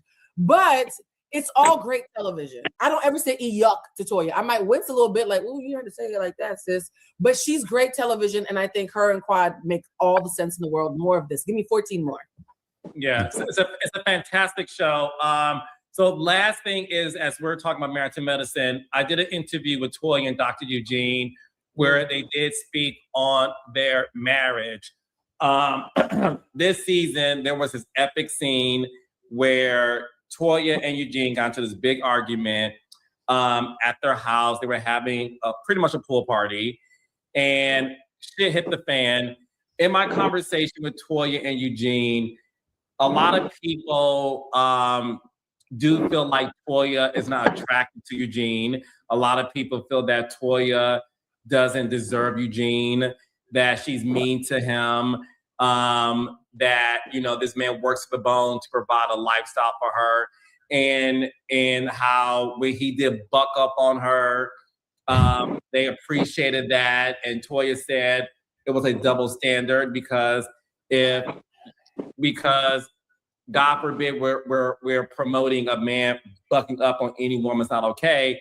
But one thing Toya did say is she has acknowledged the fact that she is somebody who speaks to her man crazy because she didn't have a voice growing up. And that's just who she shows up in her adulthood. Starting with Dustin Ross, who left a comment on my page Sunday afternoon. I would love to hear your thoughts on, do you think when it comes to Toya and Eugene that Toya made a lot of points, or do you think she still doesn't get it? Toya, please. Okay. Just like I said in your comment section, number one, the fact that she answered that question that you asked her, you laid it out and you said, I'm telling you this with kindness. Okay. And it was sincere. You said, this is the takeaway that people have from the show. And for her response, her rebuttal to be, for her take to even be, you know what? If I'm tripping, then what you can't do is meet me tripping, because then it ain't gonna work out. And it's a double standard, because how can they be happy about him meeting me tripping because I was tripping? Shut the fuck up. Mm-hmm. Everything you saying is ridiculous right now. I love Toya on that show. I think Toya is a part of the driving force, the bloodline, the heartbeat, the pulse of Married to Medicine. But what we're not gonna do is act like what she did was okay, like what she did, like everybody else is out here crazy based on what she did. No, you were completely out of line, Toya, talking to Eugene like you don't respect him on national television repeatedly. This last time it was so bad because not only did she disrespect him, she disrespected the rest of the cast, called them all kind of bitches and hoes and shit. And who knows what else we didn't even see on camera. Toya was tripping. And to me, the reason I responded, because you know I'm be trying to comment on your shit, but I couldn't help it once I saw that. I was like, Toya, please, because like you're obviously blowing smoke up our ass. Toya is a smart woman. She's a college graduate and she's from fucking Detroit. So I know you get the way, you get the minutia of all of this. You know what's going on. Toya knows that she was talking out the side of her neck to Eugene. She knows she was wrong. And instead of just saying, hey, I got upset, I love my man, we gonna be all right, and I'm gonna work on talking to him in a way that honors him and shows the respect and the reverence I do have for my husband. If she would have said that, totally different takeaway. But what did she do? No. See, so I feel it's a double standard. She started doing all of that shit. You know what I'm saying? And nobody wants to do all of that. Great. She's full of it. Toya's full of shit, and she knows it. Love her on the show. Don't think she's a bad human being, but her take on that was full of shit, and she knows it. I think when you do a reality show with someone that you love and say you love, you are responsible to protect them. Mm-hmm. Because you being the star on that show and your husband is a supporting character with you, right? To demean them, to be out of pocket, like you got to be extra on your P's and Q's, because it may not be as bad as it looks to us in real life, but guess what? We see it as real bad times 10. Now you have everybody speaking on your relationship, and even when you patch it up with them and say sorry privately, you know, we still look at it like you emasculated your man. And Toya, I think you know, obviously you're great at reality, but at this point you should know that. You should know better that you can't really do that to your guy, because it leaves a door open. You know how many thirsty girls want to probably get up in his DMs and be like, you deserve to be treated better. You shouldn't let her treat you like that. And after a while, you know, he can only, at first he'll be like, stop. But after a while, it might be one of them days where you go too far. He might check those DMs. Hopefully he never does. But I'm just saying, I just don't want you to go down that slippery slope, because I hate seeing people break up. I really do. And he seems like he's a good guy. And a lot of patience as well. So. Blue? Don't be mean. Well, you guys might remember me and Claudia did some role play as Toya and Eugene, so I feel like we have extra. Remember, that's when we did a little role play. Yeah. It's a round two. You want a role play? No. You want a role play again? I was just because I feel like it's gonna be Eugene leaving. I'm like, I'm leaving you, bitch. Like I don't feel like I'm not in the mindset for them to stay together if we role play again. I will say this: I'm the first person to speak out against internalized misogyny and the patriarchy. I'm one of them girls, right? But Toya, I agree with this. This is some bullshit. Respecting your partner is gender neutral. You can't do the whole gender thing on something as basic as respecting your partner in public. Like, are you serious? The bar is in hell, Toya. Like, can we stop? I love that you tried to do the whole, yes, I'm gonna get who runs the world, girls. No, Toya. What happened was you were caught with your slip showing. You acted like a hot mess. You disrespected everybody within a 5-mile radius. And then you said, be better than me, Eugene. Well, why can't you be somebody that you're proud of? Like, why does he have to be better than you? There's something that's actually ironically the double standard. And I think Toya probably needs to recognize that her desire to be heard sometimes overshadows her desire to keep people that she loves safe.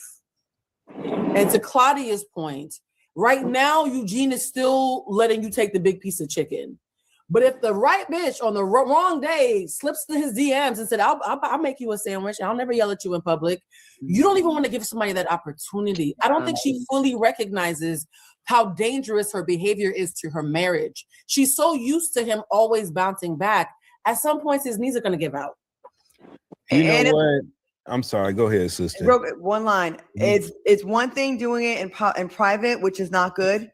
But it's 10 times worse when you do it on TV, because that means, yeah, I'm doing it and I'm standing on it and I don't give a damn who sees it, because you know the camera's on you. You know we're going to talk about it. So it's like 10 times more humiliating, I think. Thing about it is Eugene don't give a fuck. Okay? I think that this is all of our take on the outside looking in. We all think that Toya was talking to him crazy, and you know that may amount to something. But in that interview, when he came and joined Toya's interview with Carlos recently, he was defensive of her. He was excusing her behavior.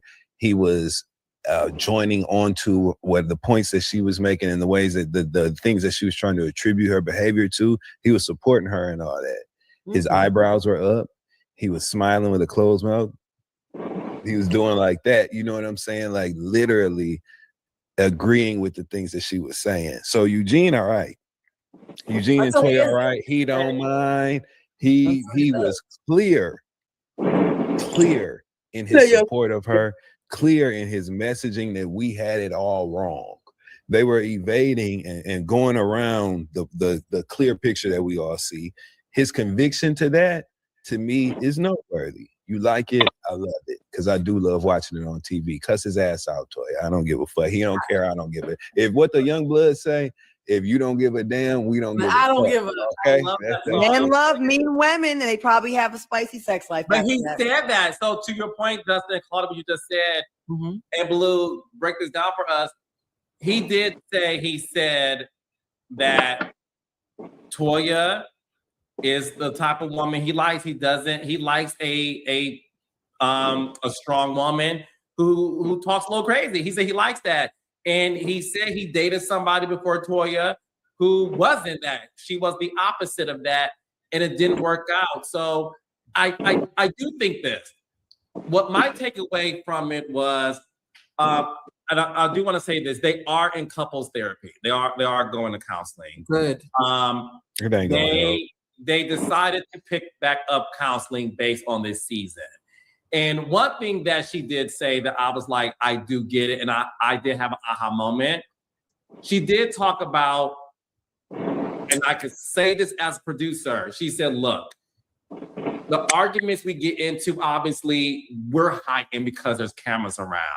And it's one of those things where you do subconsciously just feel like you ain't about to talk to me like this on TV. And the TV cameras does add something, not making excuses for it, but it was more so of the fact that she said she has to realize how to show up as the woman to her husband in real life and not be somebody on TV who is boring. And I thought that was very honest. So it's a lot of work to do. Blue.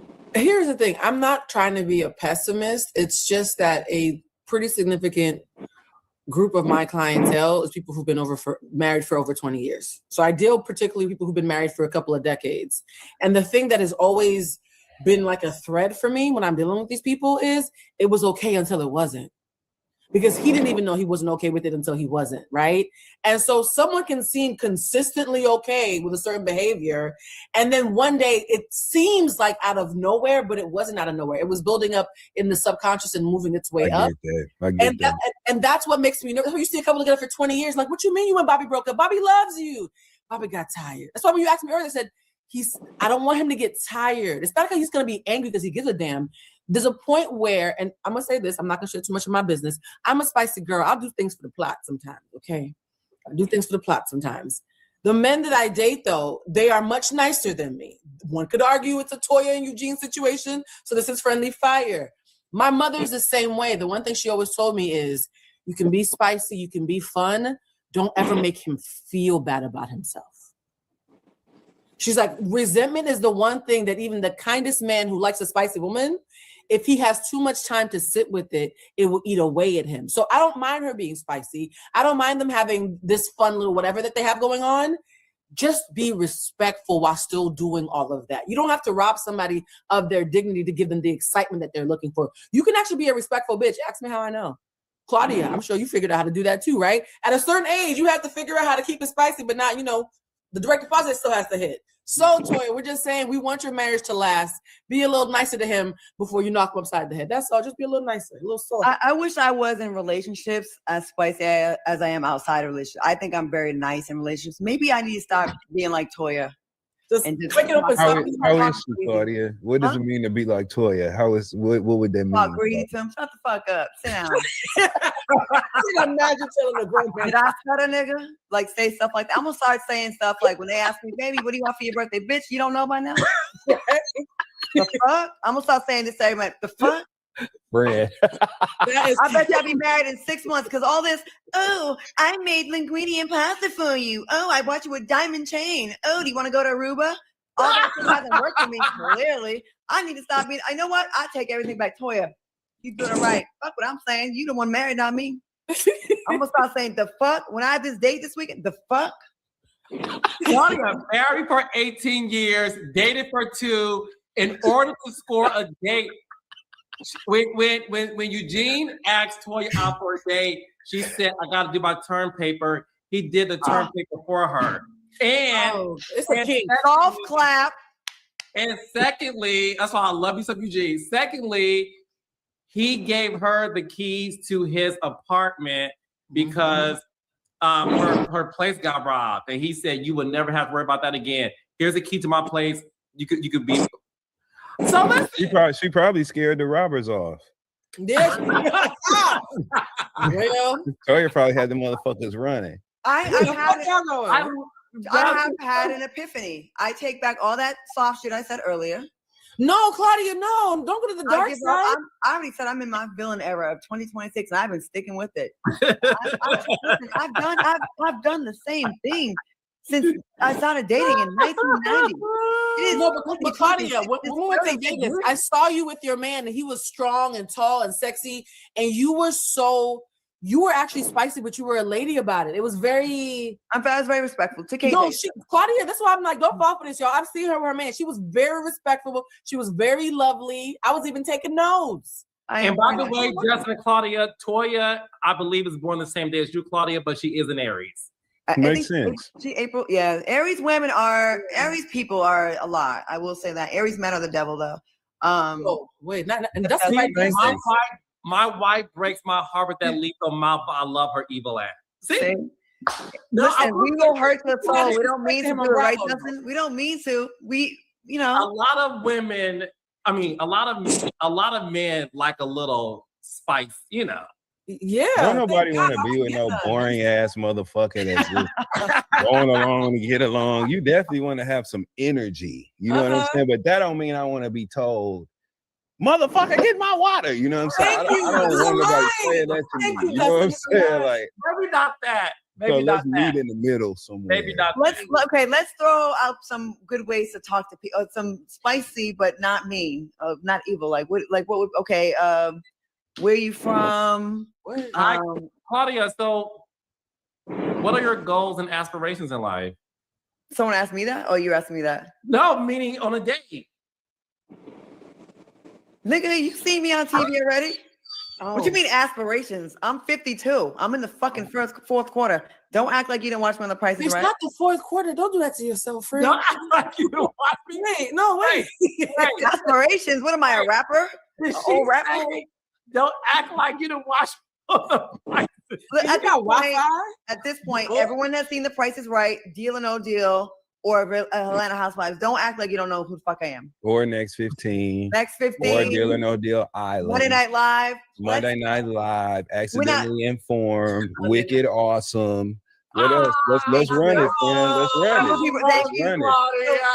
it. So many things, and that's my thing. Like, I didn't know who you were when I met you. Shut the fuck up. Yeah. That's your Aries. Okay, can I do that on a date? Is that bad? Blue? No. A little softer though. A little. Maybe don't be a trucker. Just okay. Maybe I'll be like, okay. Ask me the question again. Ask it again. Yeah. Try again. Ask me again, Carlos. The same question, different one. Yeah, same question. So, Claudia, what's your goals and aspirations in life?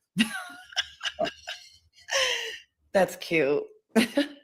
Oh, that they like that. That'll make the little king jump. They like that, Claudia. They like that. I know this is wild. But listen, Ray drops. Catch my interview with Toya Eugene. It's on my YouTube channel. I'm not dropping an interview tomorrow. I want you guys to continue watching Toya Eugene. You got some good ones coming up, I heard. I do. Stay tuned.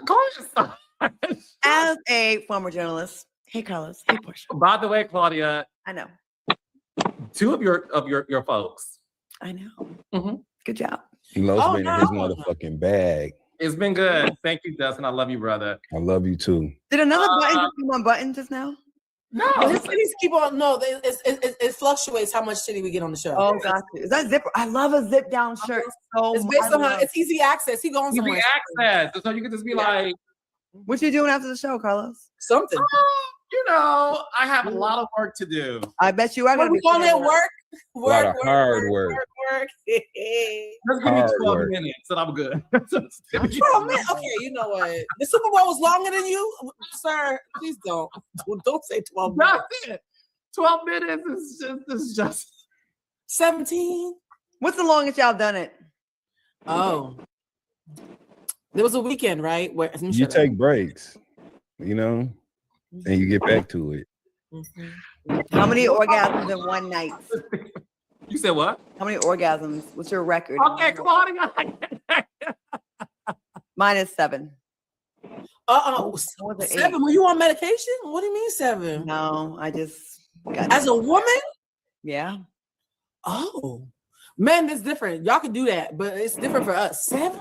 I don't do it a lot, but when I do it, I make up for lost time. Electrolytes. I hope you like re-upped afterwards. That sounds exhausting. Okay. Oh yeah, niggas done broke their teeth and everything. Okay, we'll talk about this another day. Thank you, Carlo. I gotta see my dentist. Thank you, I Carlo. love the fact, Dustin. I like the fact there's the women who are. Yeah, we just up here. Oh, no. Father was talking about how big Justin's dick is. I thought it heavy or something, right? It was heavy. It was heavy. We talked about the can, the Lysol can. Let's not reignite this. Look, we're speaking of basketball wives, Carlos. What did Roy say? We're not speaking about. Okay, Robin Dixon's not taking accountability. And I look, and I mean Dixon. Right. That Kawana said baldy baddie. I like that. So we gonna do that after dark thing? Yes. Check your emails this week. Baldy baddie. Thank you. We got Centurion SAE. Whiteness always shows up, don't it? Yeah, dude, especially with Chris Bassett. That's what we ain't talk about. Chris Bassett and that Oh motherfucker. my heavens. Let's get into it. First of all, before real? we get up out of here, we're gonna address that. First of all, go ahead, Dustin. Chris Bassett As I warm is my too food, go fucking ahead. comfortable. He's too comfortable. Yeah. It was no for those who don't know, he tweeted, "Oh my God, my 16-month-old son, or however old their son is, that him and Candace just had." He said that his son just said the N-word, clear as day. Chris did that. I believe it was the same day that Obama the White House released that horrible racist meme of the Obamas. Chris Bassett did that, tweeted that. Of course, people responded to it and they took issue with what he said. Chris Bassett's problem is that he's too comfortable. I have an issue with people. He is always speaking on things relative to Candace and her business and entertainment, her experience on these shows. He speaks as if he was casted on the show. I've seen him tweet several times like, well, I just know about reunion. I know how reunions go. And so what they gonna do is this. Like, he just is always so eager and excited to have an opinion on the housewives. I was tired of seeing him film in that dingy ass white t-shirt, sitting on the motherfucking couch all the time. Pick up a spoon and get in there with a pot in that kitchen and cook something, since you're a chef and you have all these great talents as a chef. That's a great thing to celebrate. When we met him on the show, he was working in restaurants and doing his thing, managing restaurants. That's a great career. I know a lot of people that have done that for a long time. That's a good thing to do. Show that. But that's sitting up in a baggy neck undershirt with apple juice stains on it on the couch in Candace motherfucking house and having an opinion on all of this shit, it's starting to look bad. And what's happened is he's gotten too goddamn comfortable to the point where he thought it was a good idea, since he's so excited to tweet and excited to have something to say. Why did you need to share that with your audience in February? Black History People's Awareness Month. Yes. I don't even think he was being malicious. I just think he was being extremely tone deaf. And I think that it is a direct result of him being too motherfucking comfortable tweeting on that couch about what Candace got going on. We're not your friends. We don't know you. We're not in a group chat. We don't need to know about your personal things that's going on in the house. And your white ass don't need to be tweeting about somebody quote unquote saying the N-word. You don't need to be doing that. Even if it's your child, you don't. I'm sure Candace is a brilliant woman, a brilliant mind. And I would bet the farm on the fact that she had a very direct conversation with him about that. I don't think it'll ever make it to the timeline, nor should it, because it ain't our business. We shouldn't have even seen the damn tweet he said. But I do believe that Candace is going to address it, and that's it. I'm tired of them baggy neck undershirts. Get up, pick up a spoon and a spatula, and get in there and flip a patty. That's what you need to be doing. Thank you. I hate that he did this, especially when she's kind of getting a rebirth, if you will. Like people are like really checking for her and the traders, and the tide is turning on her. People that didn't like her are coming around. They're realizing how big of a star she is in that show. They're loving her on that show, and it's like, here his ass come. It's like, damn, I'm doing good. We're getting kind of back into a better light, and then you do this, and I feel like that's something that could have been said for his group chat with his friends, and not for us, because it's going to reflect on her. And Chris, you know, I like them. I like Candace a lot. And I hated that it kind of took away from with the good stuff she's doing, because now it's like, now she got to address it and talk to us about this now, right? And the timing was so selfish. We just finished defending her with what happened with Rob. So the timing could not have been worse. I will say this, as somebody who has a lot of white friends, a true ally is someone who doesn't censor themselves, because an ally means you're standing to the left or the right of me. You're never centered, right? And we always talk about people invited to the barbecue. I hate us inviting anybody to the barbecue. The kind of white people who are safe enough to be at the barbecue don't actually want to be there. They might come and get a plate and go home. They don't want to center themselves in our spaces. I think what Dustin was outlining is Chris has gotten so familiar. Forget comfortable. He's gotten so familiar. He's used to now being able to censor himself in spaces where he doesn't belong, where he's only a guest who's supposed to be supportive. And I hate that for Candace, because she's going to be the one who ultimately ends up paying for it. Yeah, he should know better. Right. Chris, don't do that again. And a baby saying the N-word at 16 months is crazy. I love me some Dustin Ross. Okay.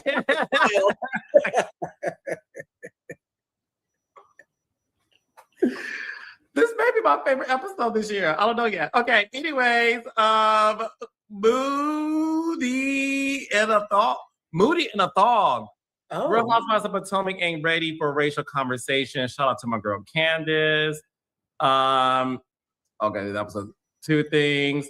Anne's D'Angelo says, why are we comparing Robin not talking about Juan cheating? Like that is more egregious than a drunk Karen endangering the lives of others on the Well, we're not, to answer your question. We're not comparing the two, because obviously, just like you said, that's a false equivalency. So we're not comparing the two. What we're highlighting is the fact that Robin requested a level of transparency that she evaded intentionally for seasons, multiple seasons. It wasn't just that one time. When it came to a lot of shit, Robin evaded accountability. And so the tone, the through line here is her expectation of accountability from Karen that she has not shown when she was given the opportunity. So we're actually not comparing, bro.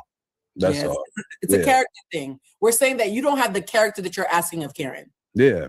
Regardless of the situation, your character that you're requesting from her is not the character that you possess yourself. Yeah. LNL Custom Designs. Thank you. They have. Look at that, $100. Oh, wow. Arcade Intelligence showing love from one Black content creator to another. Gaming here. Bless you, queens and kings. Oh, that was so sweet. Thank you, Arcade Intelligence. Happy Black History Month. Mm-hmm. That was really nice. I saw that was so sweet. Like, okay. It's Can Girl. I don't know how many times Eugene has to tell y'all he acts worse than Toya behind closed doors before y'all believe him.